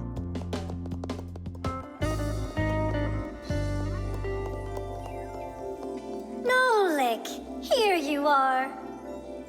Didn't you say that charging up in the kitchen is boring for you? The mixer's not boring. It gives you energy that's yummy, delicious, and nutritious. The vacuum.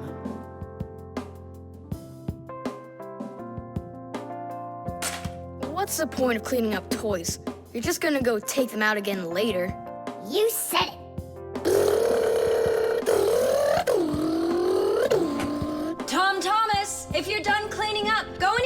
lunch. Okay, be there soon. Nolik, you wait for me?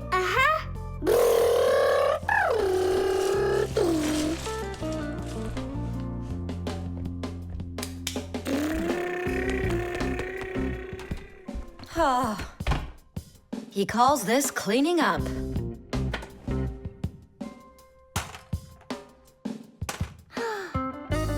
Uh-oh.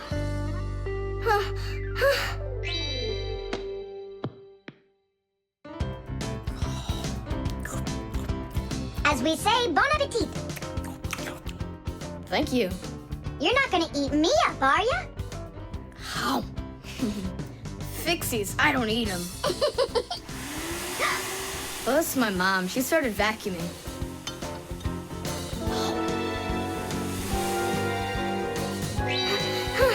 Please help! Help me! Help! Help! Please! It really is weird. How's it possible a vacuum cleaner can take all that dust in, and none of it gets back out?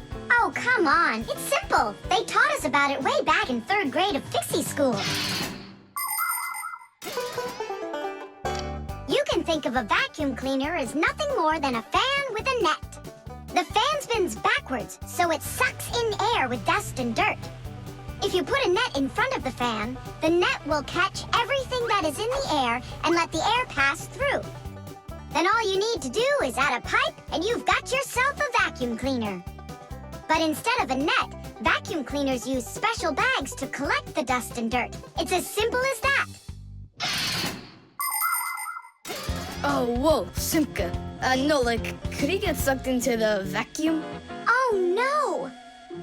Did he stay back there? Tom Thomas, what's the matter? Mom, I can finish vacuuming you. I mean for you.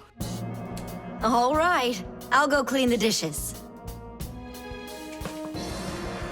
Nolik! Nolik! Nolik! Nolik! Nolik! We better go and get help right away. Marcia! Nolik got sucked up inside the vacuum. It's impossible. He can't fit in here. No, not in this vacuum. Into the big one, the human. It's just terrible. Nolik, my Nolik, he could suffocate in there. Come on, quickly. Yuck! This stuff is just awful. And it's awfully bad for you, too. Dust is a tiny enemy. It's so small and unnoticeable. But if dust gets inside machines and appliances, it's a disaster just waiting to happen.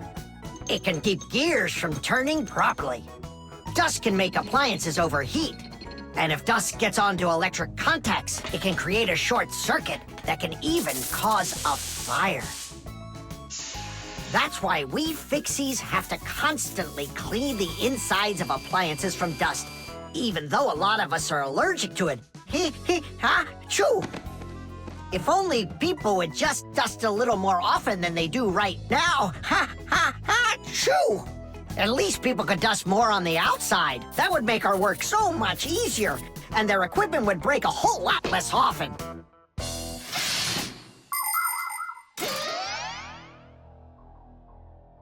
Well, did you find him? No! It's all my fault. My mom asked me to clean up my toys, and I didn't just do it like she asked. Now it sucked him in because of me.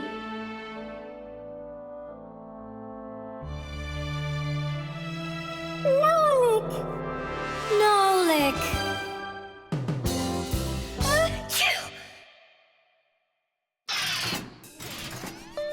So what do you say, Tom Thomas?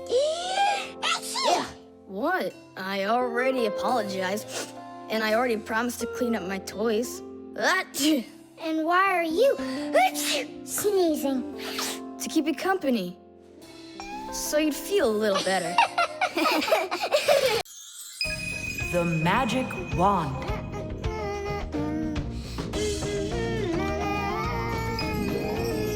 Oh, here? It was a piece of cake. I just got this cool magic wand as a gift, see?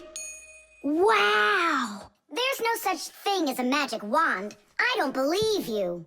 You just wait. Any wish is the wand's command. Check it out. Today I want my school to be closed. Golden wish, Tadish! Tom Thomas, your teacher from school just gave me a call. She said your school has totally disappeared. How odd. So I'm not going to school? Well, how? Instead of school, we'll go to the park. Hooray! Real magic. Oh, it's so great.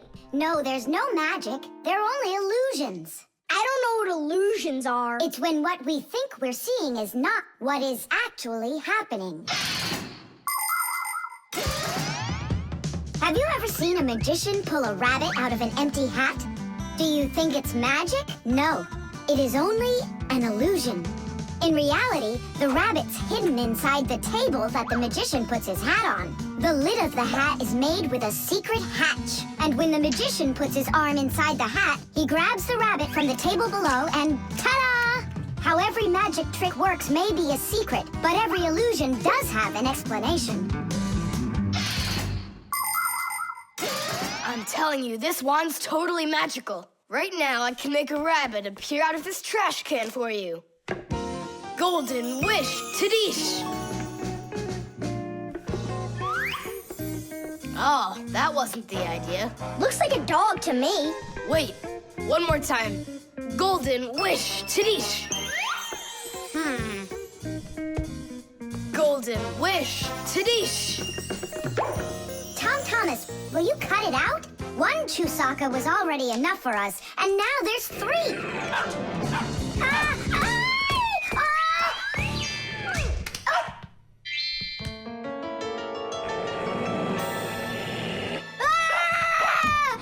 Hey, Tom Thomas, please tell your rabbits that they can stop barking so loudly. Shame on you for attacking helpless little kids. Wait, I'll make you bigger now. Golden wish, Tadish!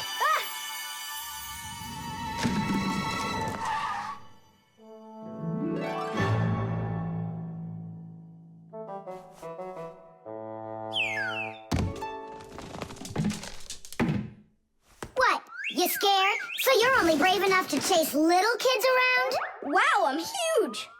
I'm as huge as Tom Thomas. I'm huge! Oh, Nolik, be careful!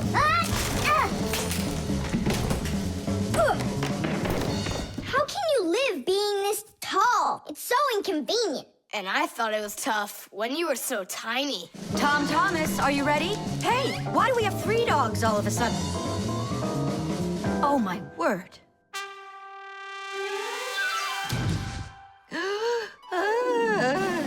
No! Why are you screaming? I was dreaming that someone had given me a magic wand. And then I had to make it big, see? And my mom saw you. That's awful. That would have made me scream. I wish I had a magic wand of my very own.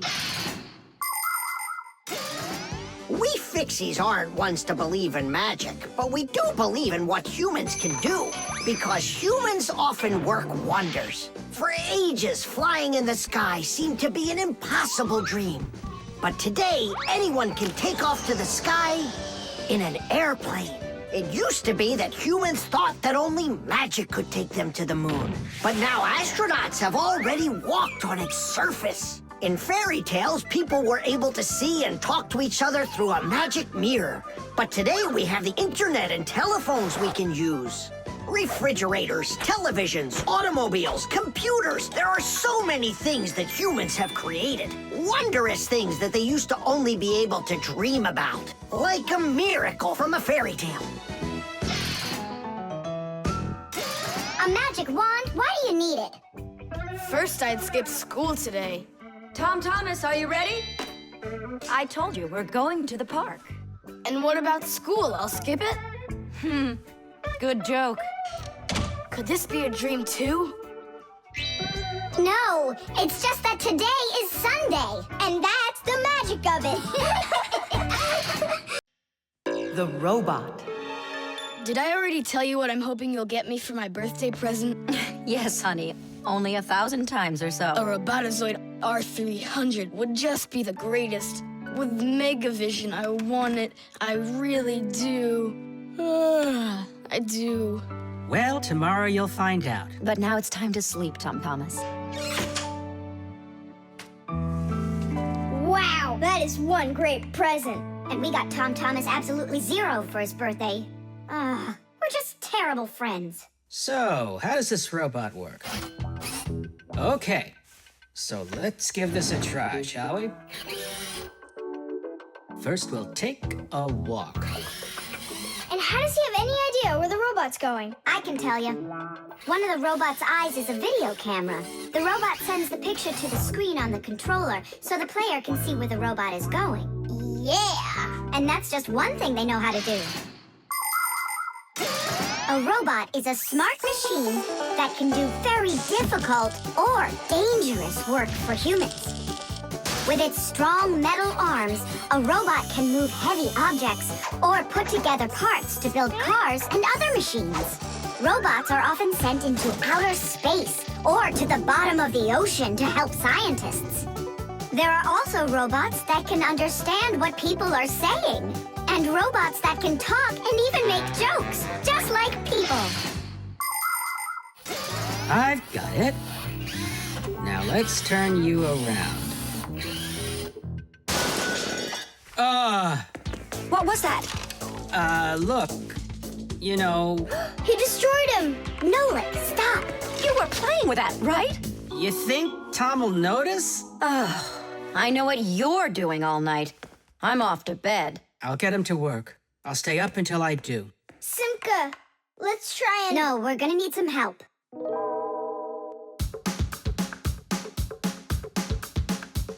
When your TV has broken, when your cell phone has croaked, your laptop's barely working, the kettle's had a stroke. Don't ask us where we're going, for it's known far and wide that any kind of problem is clearer from inside. 1, 2, 3. Inside will be to fix what's wrong, till it runs strong. In gadgets and devices, our work will never end. Appliances are fickle, they need a loyal friend. At morning, noon, and midnight of every single day, when there is an emergency, you know we're on our way. 1, 2, 3. Inside will be all day and night. We fix things right. 1, 2, 3. Inside will be all day and night. We fix things right. We live to keep on working, and work for us is fun. So we'll just keep on working, 'cause our work's never done. And deep inside of gadgets, if you look when it's dark, you might just see us race around like multicolored sparks. 1, 2, 3. Inside will be to fix what's wrong, till it runs strong. 1, 2, 3. Inside will be all day and night. We fix things right. 1, 2, 3. Inside will be to fix what's wrong, till it runs strong. 1, 2, 3. Inside will be all day and night. We fix things right. Wow, you got it! We need to hide. A Robotazoid R300, I can't believe it!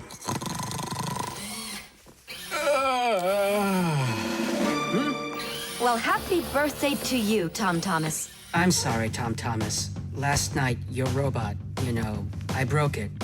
Dad, it works perfectly! Don't you see?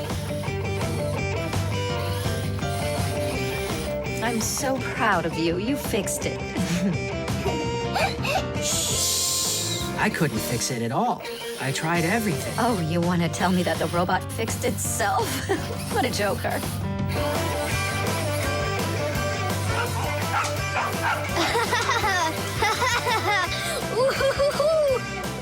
Mom, Dad, thanks so much. I love it. And how about thanking us? I should have known it was you who fixed the robot.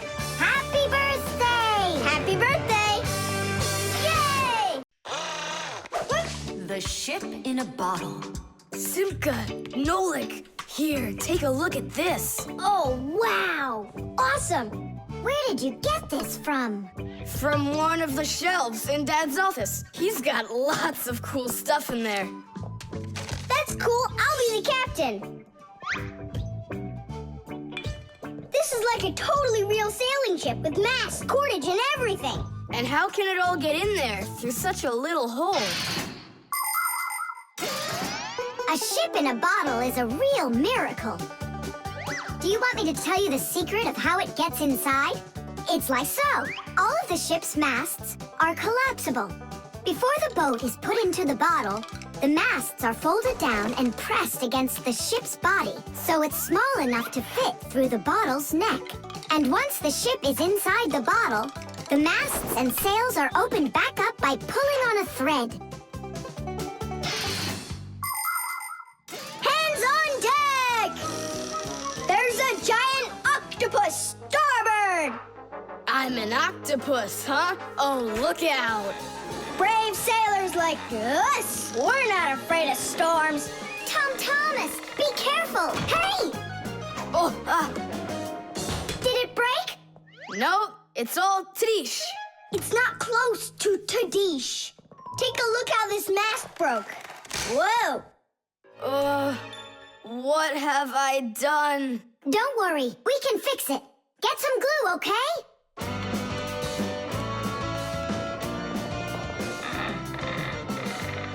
Here's some super glue I found. This is the kind that'll keep things stuck forever. Nolik, come and help! Achoo! Phew! This stuff is so stinky. Danish! Ooh, that's better. Thank you, guys. We sailors, never let a friend down. Nolik, you gotta get out. You'll get sick from that stinky air. I can't get loose. I got stuck. Hello there, Tom Thomas. What are you doing with the ship from my collection in here? I just wanted to give it some air. Tom Thomas, you know that taking things out of my office is just not allowed. Hey, look, what an interesting cabin boy. I never noticed him before. I'll take it, Dad, and put it back on the shelf, okay? Who just sneezed? I did. Achoo! Well, all right then. Do your homework and please don't set foot in my office again. Simka, where are you going? To save Nolik. I'll come with you. You're not allowed inside that office. Your father said no. Sweetheart, your soup's getting cold. I'm coming. Nolik, where are ya? Simka, why is everything turning? Because you inhaled the fumes from that stinky glue. Ah, phew. Everybody knows how strong the smell of paints, cleaning fluids, and glues can be. But the nasty smell is not where the real danger lies. Breathing in the fumes from paint or glue can give you a terrible headache. Or even worse, it can make you faint. That's why when the Fixies need to paint or glue something, they're supposed to put on a safety mask called a respirator. And humans need to remember to wear masks just like Fixies when they're working with fumes. And never forget that the fumes from glue and paint can be flammable. It only takes one spark and kaboom! There can be an explosion. So always remember to have plenty of clean air moving through any room where you are gluing or painting anything. Simka, hurry up. Hang in there, Nolik. I'll get you out of there.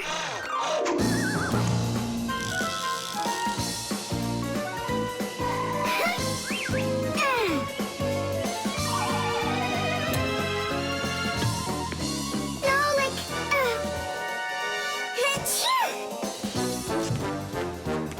Oh no, is he okay? Nolik! Nolik! Oh, you're alive. Turning starboard.